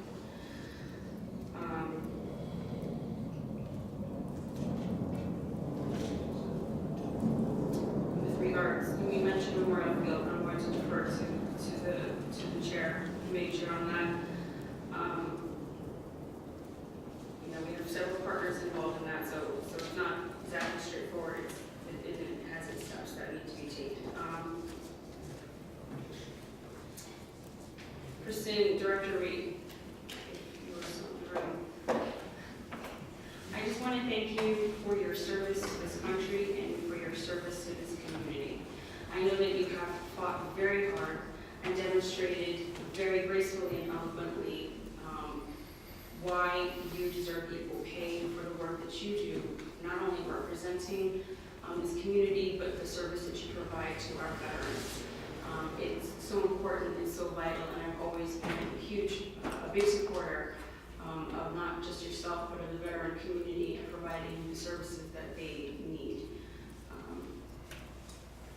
It is a budgetary challenge, and we'll work with my colleagues to help do what we can to provide the resources for you.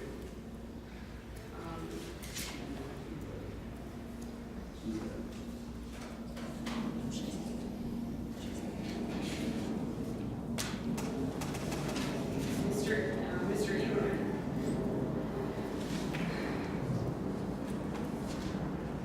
I agree with you that the Board of Ethics is a very important board in the city of Mount Vernon. It is an advisory board that is appointed by this council. It does have an investigative mission, but in addition and beyond that, I believe that a good, strong, and effective board of ethics also has the obligation to provide ethical guidance and education beyond its investigative. With that said, part of its mission is to hold elected officials, elected and appointed officials, and all members of the government to a higher standard. The members themselves have to exhibit that behavior as well. I have expressed concern about delegating a power to subpoena, which is a power given to an elected body, to a non-elected body. There are communities that have done it, but they have not given them independent power. It is facilitated through either a corporation council or in some other form. So when I question the board's whether we can actually do what we're doing, it's about the process and policy and whether we have the constitutional ability to do so. We disagree on it, but that has been my main concern. I have stated on the record previously this exact point, that I'm concerned about delegating this power. If this council itself, as an elected body who has that authority, hasn't even demonstrated its success. President Wallace has stated previously that he did not expect employees would appear on the matter, so it would end up in court anyway when we were discussing issuing subpoenas regarding the water department.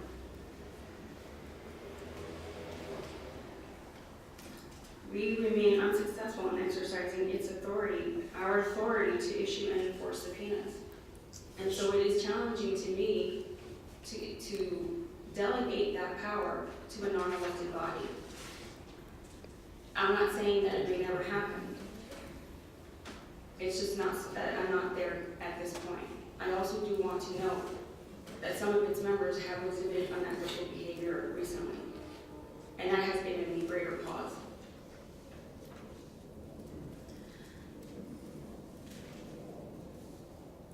The suggested recommended legislation that the Board of Ethics has made to this council is on the agenda. At the last meeting, it had its first reading because it's a change to local law, it has to have 2 readings. The first reading already took place at the last meeting, I believe it was March 15th. It is on the agenda tonight for its second reading, at which point then this body will vote on it. But I will expand on some of my other concerns during that time. But thank you. I do appreciate the well-articulated and organized argument that you made, because you were absolutely right in everything that you said. I hope that I am able to convey in the same way my concerns and my reasons for the decision that I have taken on this matter.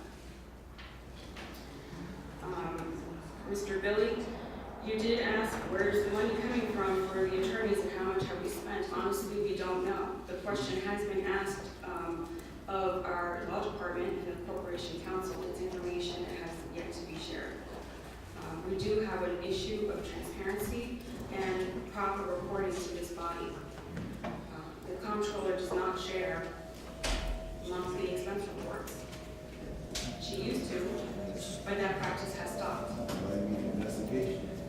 So there are many areas of concern, and all these questions are absolutely valid questions, that at this time we do not have the access to the information to be able to answer them.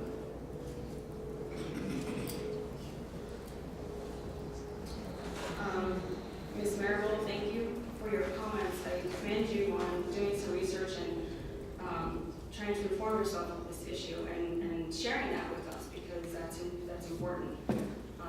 That we do have that exchange of information and ideas. So I thank you for that. And I will definitely look into those communities, because I think it's also important that we do our research on it and we have that information as well.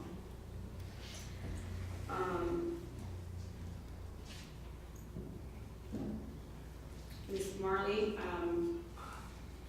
I'm not really sure what to say except that I'll let my chair, I'm the co-chair of the committee that oversees buildings, but I'll let my chairs make the comments on that. That is a big concern if you're not able to get your permits to open your business. Bishop Edwards, thank you for coming tonight and being community and just doing what you do, not only as a clergy member and as a spiritual leader, but also the programs that you provide to the community, to our children, our young children. And so thank you for your contributions to this community. With regards to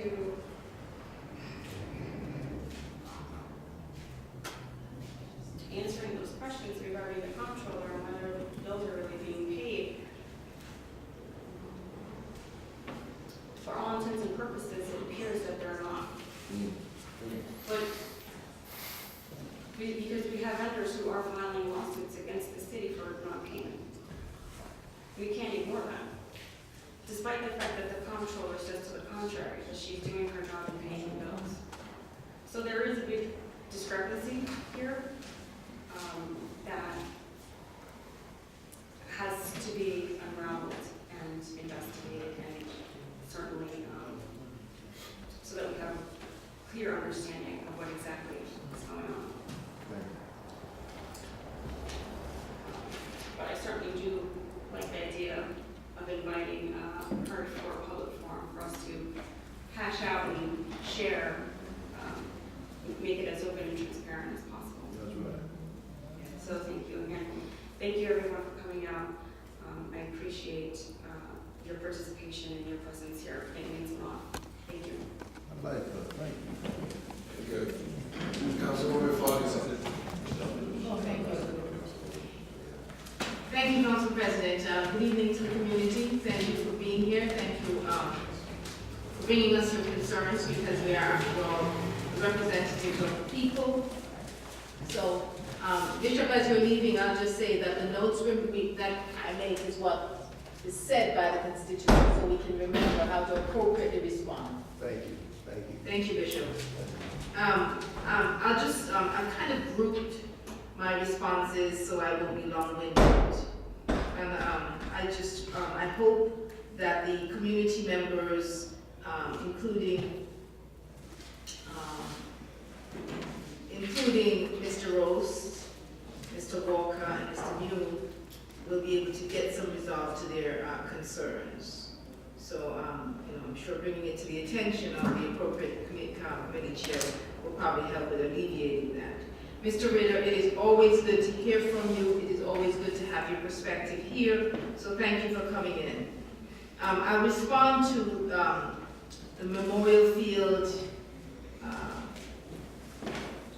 challenge that has been within our community for the last 10 years. And so we are beginning to see progress on that project. And the progress, where we are right now, and I try to post updates as I receive them directly to the community, because I think information is important. But where we are right now is that the remediation plan has been completed by Cornerstone, and that remediation plan has been submitted to the DEC for approval. Once that is complete, once the approval is granted, then we will go out to bid for the removal of the mound, the dirt, at Memorial Field. But that has to be a competitive bid process that would be managed here.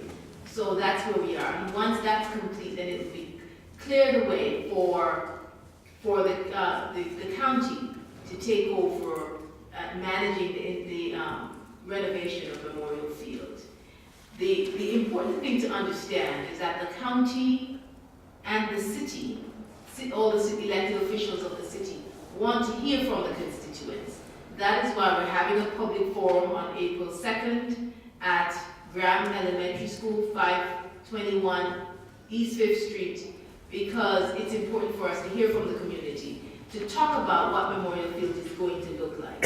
And I think that's really light at the end of the tunnel. We started to talk about what will evolve from this rubble that has existed for the last 10 years. So I hope that you'll spread the word and that you will attend. The primary focus will be to hear from the community. So everybody who desires the opportunity to speak will hopefully be granted the opportunity to speak in the 2 hours or so that we will allot for this. So that will be the primary focus. So I hope you'll be there. Now, when we talk about the sewers, I think that that's another large challenge in our community. And, you know, we've heard about the $1.6 million grant that's available to our community. This council has had meaningful discussion, even before the budget was passed, about how to try to fund the $400,000 that's needed in order to provide access to that 1.6 million. That's a council responsibility, and that's a discussion that has been done in a meaningful way and will continue to be done in a meaningful way.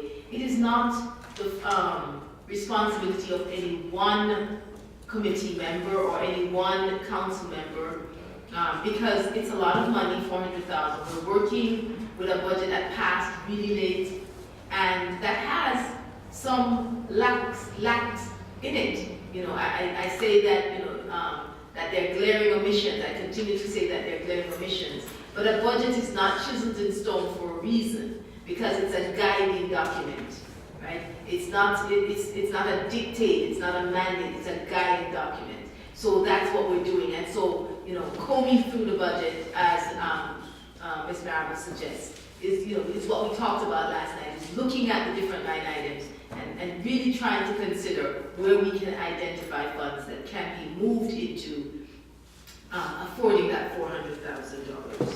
So just know that this council takes that seriously. We are not reneging on our responsibility, and all of us take that seriously.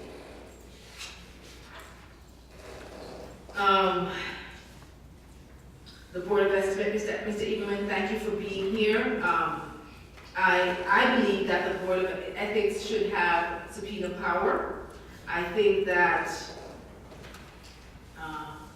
you know, we've seen some of the work that this body has done. I think has been really powerful work, because it shed light on some of the discrepancies, some of the flagrant disregard of some of our rules. And so I think that this body, the Board of Ethics, needs to be commended. It's a voluntary body, they're not compensated, they meet regularly, they provide information, they're accessible. So I think that this body needs to be commended for the work that they're doing. And yes, I agree that we should move expeditiously to provide them with another member so that their workload will be even lighter. So let me just say to the two members that are here, the chairperson, Ms. Lucio, and Mr.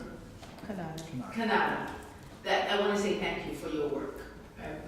I appreciate it as a council member, and so that's something that I think we can do, you know, relatively quickly if we are intentional about it. Thank you. Ms. Reed, Director Reed, I too am grateful for. Is she still here?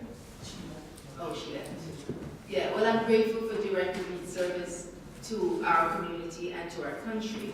I'll say this, that as a chairperson, and I chaired Public Safety and Codes last year, and everything that I was asked to do, I required data. I've always asked for information. When the building commissioner came to say he wanted people and inspectors, I said to him, bring me the data of the money that you have generated.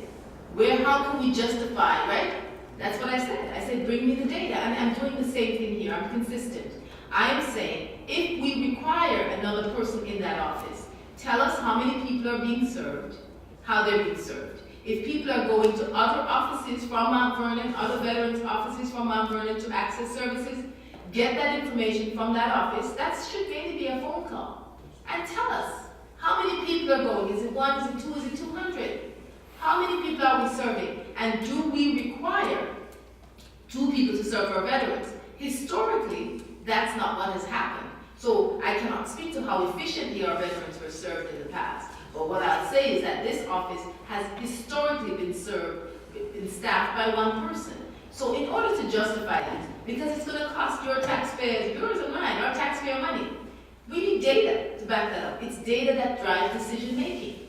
So I don't think we should be arbitrary in saying, let's just hire an assistant just because it was requested, right? If that's the case, then we would buy 8 trucks that drove here from Ohio. because they asked. That's not how decisions are made. Decisions should be made on information, on data, on facts, and that's what I think should be driving the process. Bishop Edwards has left, but you know, I think, let me just speak to, and this will be my last point. So I have, I work hard to maintain some relationship with the controller because I think that's important. And, you know, it doesn't always go smoothly, but I always go back because I think it's important.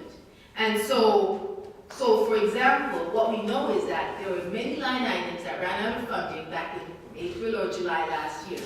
And the controller, the way she functions, if there's no money in the line item, she's not paying the bills. So she has not paid those bills that did not have money. The budget was late. And so because the budget was late, those bills still were not paid. And so what I say to department heads who come to me about their bills, I say, if you submitted your bill back in October or July or January and it wasn't paid, I would submit it again. I would say, now that the budget has passed and those lines are funded, can I please have these bills paid? And that's what I did, for example, with civil service. We went down with the bills that were out, some bills that were outstanding, and civil service employee brought her information down, her documents down. We presented it to the controller. They were checked and rechecked, and then she said there's something missing. We came back upstairs. We put our heads together to figure out how to give her exactly what she needed or as close to it as possible. That's what we did. We got that, we went back down, and the bills were accepted. Have they been paid yet? I'm not sure. But the fact is that at least we got the bill submitted to the controller's department. And I think that it may take some effort, or it may take more effort than usual. But I certainly don't believe that the controller is trying to sabotage the city. I think she takes her responsibilities seriously, and she wants to protect the taxpayer. That's what I believe. So thank you very much. Councilwoman Copeland? Thank you. Thank you, Mr. President. Thank you all who have stayed. Now I was gonna talk about 112 Hutchinson, but I guess I'll leave it to you because you know the history, so I don't have to say that. But there is an answer for you tonight because the council did respond last year, and that's all I'll say. You'll say the rest. Okay. So again, thank you all for coming. With regards to, I'll start with the building department. There are a couple of more inspectors. Unfortunately, so anyway, there are a couple of more inspectors. Unfortunately, some have been out for an extended period of time. I can't say the names, but there are additional personnel. We just need to get them back to work. And that requires a hearing because they are union members, that requires a hearing, and that hearing has not taken place.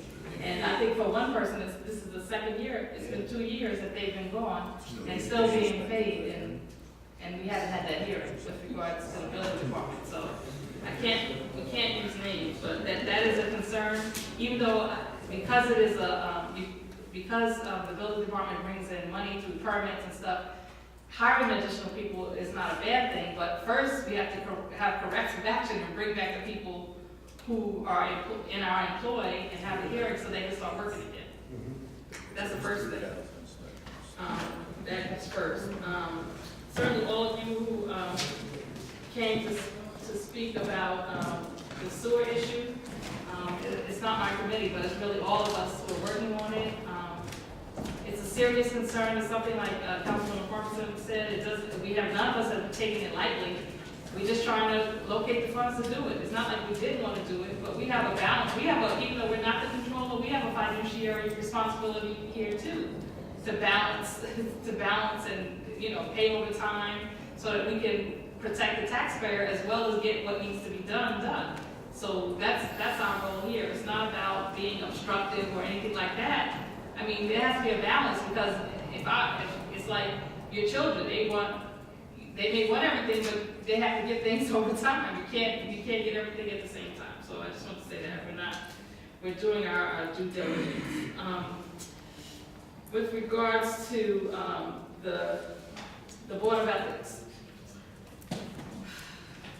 you know, I agree with a lot of what Councilwoman Duarte said, and, you know, I was the main person. I said that I think it's an overreach, giving that type of board that authority, but this board has been so good, I'm in a catch-22, because they've done so much good work, and we really can't afford to lose any of them, because they volunteer their time.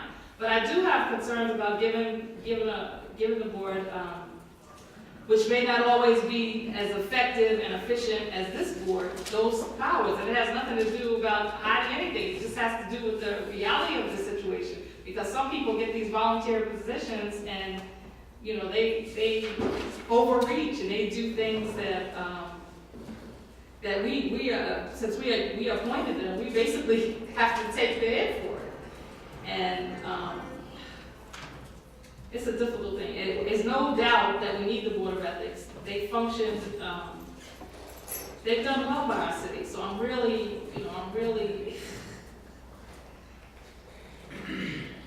we'll see. I'll speak more on it on the vote, but that's all I'll say about that. Anything else I want to speak? Thank you all.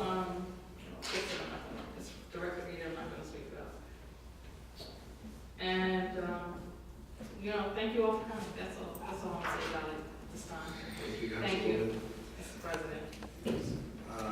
Councilman Griffith.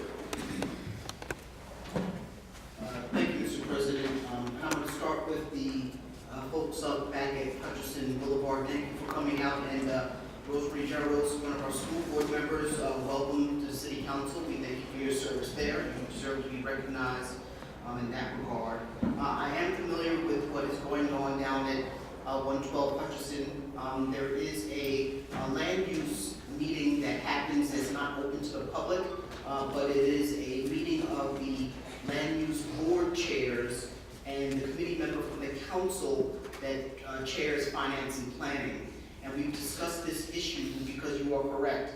The land use boards have been kind of trying to figure out exactly how you handle this kind of different application because there is such a deep lot. And the problem is that legally, you don't have a clear path to reject the application. And that's why in that meeting that we had, we kind of discussed that it's probably best for the boards to push it back up to the council so that the council can do a clear path as to how this cannot happen, not only on that location, because if we focus just on that location, it would be against just that applicant. So we want to make sure that across the city, we don't have these issues. And there's more than just the one at 112 Hutchinson. We're starting to find that people want to subdivide their lots, and some of the lots be very small.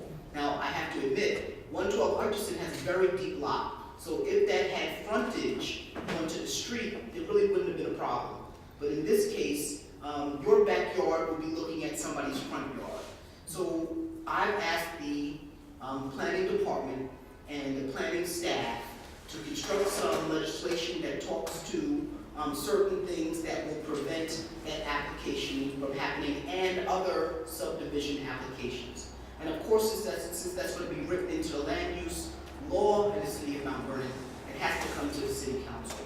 So I don't want to guarantee you, but I can tell you that if you need a reference of a person to call about this application, I suggest your group appoint somebody to take the lead on that, to refer back, so we don't have 5 or 6 people calling me. But I suggest that you call me in this regard and then appoint somebody to be able to call me so we can keep up on what that application is and the change of the legislation.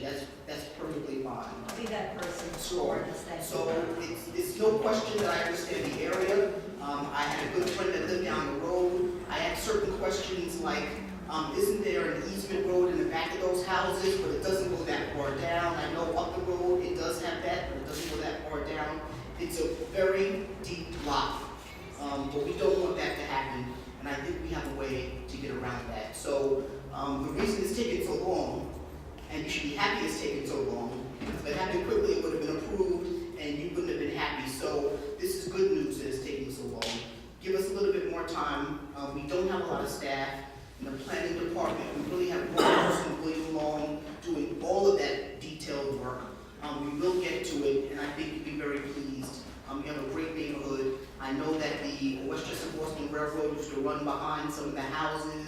The city used to own those properties at one point, and we allowed those properties to take them over. So you own them now, you have those beautiful deep lots. So I'm on top of it. The council will be getting there at some point in the next few months, it may be. But Rosemary, feel free to call me for updates. I could relay to the folks what's going on there, but we're on it. So thank you all for coming out. And I know it's a deep commitment, and your property values are included in that. So yes, thank you.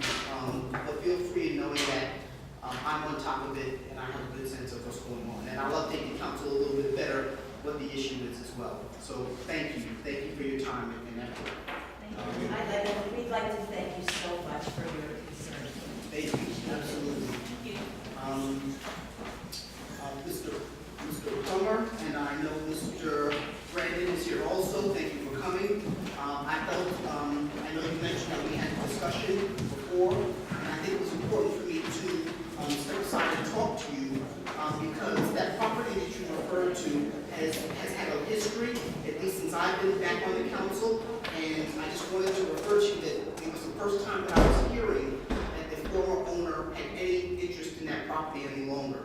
And I must say that the letter that you wrote was directly only to the controller, and I suggest, and I said this to you at the time, in the future, if you have a letter like this, especially when it comes to the real estate committee, you should submit your letter to the city clerk to then be forwarded to the entities that have to do with this type of issue. So I was very clear to say that I, as at that time, was city council president and also real estate committee chair, had not heard of any applicant or former owner having any continued interest in that property. And I wanted to be clear on that. So we've had other people interested in it, and this council has moved on that. And the only thing I can tell you to do is refer to an attorney, and maybe something can happen. And that's where I leave it back to you. And I don't know if there's any more that the council can do at this time. And I'm going to leave it at that. So thank you.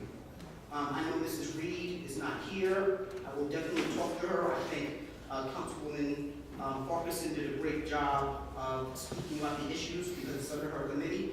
One thing that I'm not comfortable with hearing from Ms. Reed is that we would have done anything to her because she's a female. And I must say, from my point, that is absolutely not the case. I think Ms. Reed does an excellent job at what she's done. I think she's elevated the level of the veteran services and what she's brought to the people. I think she can do a tremendous amount more. But the accusation that we're holding her back because she's a female is absolutely not true. I don't see that from my point of view at all. I can be corrected, I'm a man, maybe I do things that are correct, but I don't see that from the council either. I think Councilwoman Farquharson was absolutely correct. Asking for data is part of what we do. We actually not only ask for data, we also challenge the commissioners at times to prove that the data that they're giving us is correct. And there's been times when I know Council President Wallace and I was told some information. We asked for the data. We actually went up to the commissioner's office to prove that the data was true. And sure enough, the numbers that commissioner was giving us were far lower than he was quoting. I should have said he. But that he was quoting at the time. And it's often revealing to this council. We understand that people want a lot from the city. But it's this council's job to prove those numbers, to get the basis for them so that we can be advocates for the commissioners as well. So I will be speaking to Mrs. Reed about her accusation that somehow we're sexist in our delivery and what we're doing. That is not the case at all. Not the case at all. Mr. McGlynn, thank you so much for coming out and talking about the sewer systems. I just want to say this council has done an outstanding job of trying to get this sewer system, these sewer system issues resolved.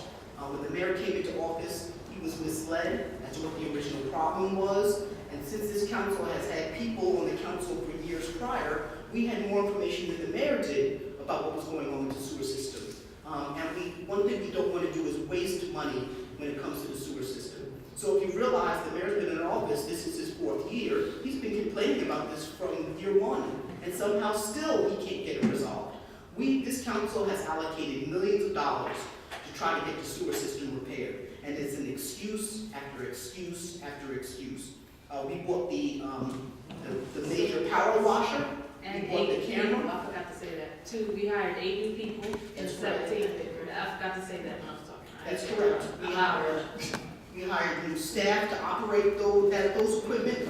We have trained and had commissioners get trained on what the issue was with the sewer system. At one point, we were taking one direction, and the EPA wasn't satisfied, so we went into a different direction. We've done so many things to try to move this forward, and every time we move 1 inch, there's always some problem, and blaming the county and blaming the controller for not getting this sewer issue completed. So, yes, I think we should find the $400,000 for the grant, there's no question. Yes, we have an extremely flawed budget. We're just beginning to see the minutia portion of the problems that we have with this budget, and we're going to continue to have those problems. So, listen, I'm quite frustrated with people coming to me asking me to support, to get the sewers repaired, and they don't know the history of all that we've tried to do to get it done. I think if this mayor really wanted to get these sewer systems repaired, or at least to where we're in good standing with the EPA and the Department of Justice, we would have been there 2 years ago, and we would have been well ahead of where we are now. I want to speak to quickly Mrs. Marley, who came in and spoke about the buildings department. I do think we have good people in the buildings department. We have one of the commissioners from the building department here. I am concerned, one thing that Mrs. Marley said, and I wish she was here, because one thing she said was she was redirected to another company to get her building permit, to get her building inspected. And it wasn't like a list of companies that she was supposed to go to. She was redirected to one other company. We have folks from the ethics board here. That is totally against our ethics to recommend a certain company in order to get a building inspected. I can't believe the mayor would recommend, I can't believe the mayor would recommend for somebody to go to someplace other than our building department to get the building inspected. I don't know, the ethics board is here. They may want to call Mrs. Marley and figure out what was going on with that. It doesn't sound good to me at all.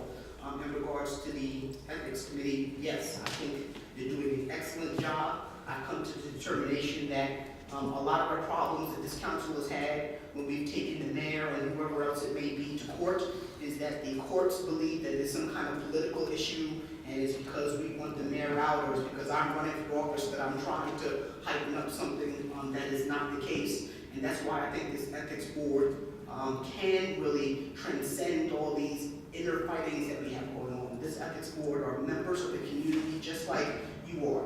The difference is that they just spend a tremendous amount of time doing the research to see what's going on and what the problems are. And I think it is best for them to have the subpoena power, which will sunset after this term is up. Because it very well may be a different ethics board with different members on it that don't have the excellent skill sets like the members that are on there right now. And yes, we did have a recent issue that I heard about today. I think that needs to be handled. And yes, I think we do need new members on the ethics board.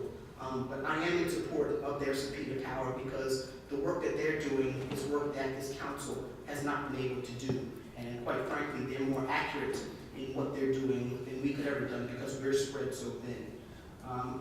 Bishop Edwards was here. Councilwoman Parkinson did mention that yes, we do write up here. And the reason why we do write up here is because we want to know what's going on. I now have my pad instead of paper. Yes, we take notes. And finally, I think I missed one gentleman. I don't know. Oh, Mr. Eberman. Thank you, sir, for coming out. Yes, there are things that are unethical going on here. I've been living with it, and one of the difficulties is knowing how other administrations run and then seeing how this administration is running. And it's difficult to sit up here and be a representative of this whole city and be blamed for things that really fall at the hands of the mayor and the way he runs this administration. We've had good commissioners here that have done good work, and they want to continue to do good work, but they're challenged by the things that they're asked to do, they're conflicted, and either they slip out one door or they get fired. If I started a list, I wouldn't have enough memory on this computer to write the list of the people that came in here that did good work for this city, challenged the mayor, and then ended up being fired. So yes, I think the ethics board needs to continue. They're very good at putting things in writing. They're very good at documenting things, and we're going to need all of that once this mayor is not in office, so that we can sort of recover from all the damage that he's done. So with that, thank you very much for staying so late. It's 10:10. We on Monday stayed here until midnight questioning things, and this is a lot of work. But we thank you for your support. God bless you. God bless the city of Mount Vernon. Oh, and thank you, Jamie Peston. All the other reporters came here for the state of the city and left. Jamie's here at every single meeting. When he's not here, I get worried. I text him, Jamie, are you okay? Jamie, thank you very much. Thank you, Councilman Griffiths. I forgot one thing, and that was to, Mr. Monroe, talking about the consolidated plan, and particularly with the charter, you know, with with charter, the company charter, and what needs to happen in our community for us to have proper representation. I think that's another body that needs to be fully staffed, is the Cable Advisory Committee, and for us to, you know, to look at, like you said, having greater community input in forums and in everything that we do. And the board that serves us, the advisory boards that serve us, is one way that we do that effectively. So thank you. And I just, two things. I do think we need a charter revision commission. I agree with Mayor with that. I think the majority, all of us agree with that. I'll leave it at that. We do need to take a look at it. We need a reliable reporter. We need anybody that's going to do it. I'm sorry, but anybody who's going to lead that needs to be a reliable reporter. And Mr. Monroe, the 5-year consolidated plan, there is a public hearing on it. They always have a public hearing on it. When you know, there's a period, like you said, until April, and then they have a hearing in this room, as a matter of fact, that addresses that issue. That's what I want to say to you. Well, anything else, Councilman? Thank you. Well done, council members. All right. But I'm glad we did address that, council members, because I can cross that off the list. Thank you all for coming out. You know, most of the council members have spoken about everything that needed to be spoken about. I hope everybody's questions have been and concerns have been addressed. I'm going to keep it short. I'm just going to piggyback on some things that some council members didn't say, and I'm going to fully go back into it and say those things and just keep it narrowed down to get out of here quick. But absolutely, with the building department, okay, yeah, we did have building inspectors, all right? We won't say names. One inspector's been sitting home for 2 years right now, getting paid by the city to sit home and not come here. Because he was fired because he didn't want to do something that was illegal. So he's sitting home. We just fired the plumbing inspector because he didn't want to do something that was illegal. So he's gone. And in return, yes, Spezio's company related, Universal Engineering Service, is back in town. Okay? So people who are actually, and I must have got at least 10 complaints already from people who had paid their plumbing stuff for their inspections and now have to go to this outside company that is, like you said, the one company to go to, and now have to pay again. So they're getting hit with a double fine of paying something and double taxation. That's a fact. That's not mystery. That's not okay, sir, please. It's a fact. It's not I'm not going to go back and forth. We speak, you don't. And I'm saying you haven't been here long enough. I understand you're the deputy. I understand you, the deputy commissioner of buildings, but trust me, we know a lot more because we've been here a lot longer. and it's a fact. I don't think all these people would be lying to us, okay? And we'll see. It's gonna, like I say, whatever doesn't come out in the wash will come out in the rinse, and things will be shown shortly. So going to that, and we had another building inspector that was also fired for not doing something illegal with a certain cupcake shop. Okay, so I can go on and on and on. So when it comes to inspections and building inspectors, they need to get that straight. And I'm saying that too because the Board of Ethics is sitting here, and I wish they'd go ahead and interview and start to look into those matters. Now, going back to Mr. Ian, I'm glad you're here. With the Board of Ethics, I agree with the subpoena power 100%. I agree with the fines. I'm even a little disappointed that the fines were a little lower than I would like to see them. Okay? We need to be able to have investigations in this toxic place. It needs to be transparent, and they need the power to do so. Right now, as I speak about it, I know Councilwoman Duarte mentioned before that I stated that when I went out on a limb to sue the water department that we didn't do the subpoena stuff because she said that they're not going to follow it anyway. Yes, that, right, correct? Right, I said that. That's what I said. I said that. And the reason why was because the Board of Ethics, we have not passed at that particular time the charter change that they have done to make it have teeth.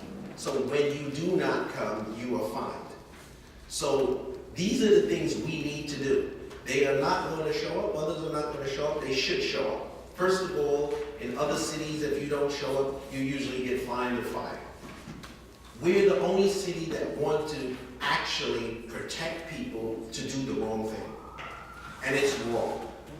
Okay, as far as some of the saying that I disagree with, and I you know, I can disagree with some of the statements that we don't know who's going to be on that commission or the Board of Ethics later on. That might be crazy. Well, the council has subpoena power. We don't know who's going to be on the council that might be crazy. So I don't see a reason. That's in the charter. The council's, come on. I understand it's in the charter, but when you say because these people are appointed in one way to have that power, it's the same thing with us. Any of us could be ridiculous or anything can happen, and we can choose to do the same thing with subpoena power. I think that they need to have it. They need to do their investigations. And we need to make sure that we actually support them as best we can with every tool that they need to investigate everything that needs to be investigated. That's how I feel about it. Others may not. That's my take on it. So those things need to be done, and hopefully they will. And to the Board of Ethics, you guys do an amazing job. The reports, everything that you do, and you do it on your time. You're not getting paid for it. You all volunteer to do this, and you're doing a tremendous job on your own dime at times. So, and also with the other fifth member, I've been saying for the longest, we just need to just put them in so you can have your fifth member and operate and keep this moving. So, I'm not going to say much more because everything else has been said. Erwin, Billy, you made a whole lot of good points tonight.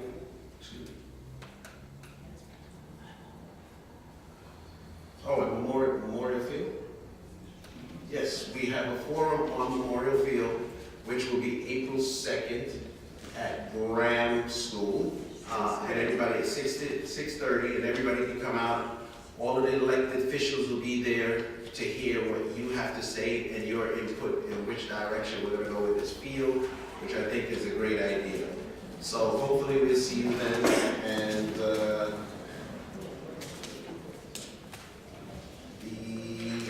that would be all. So everything else has been said. Thank you. And stay around. We're going to take a 5-minute break, then we're going to go right into our legislative session.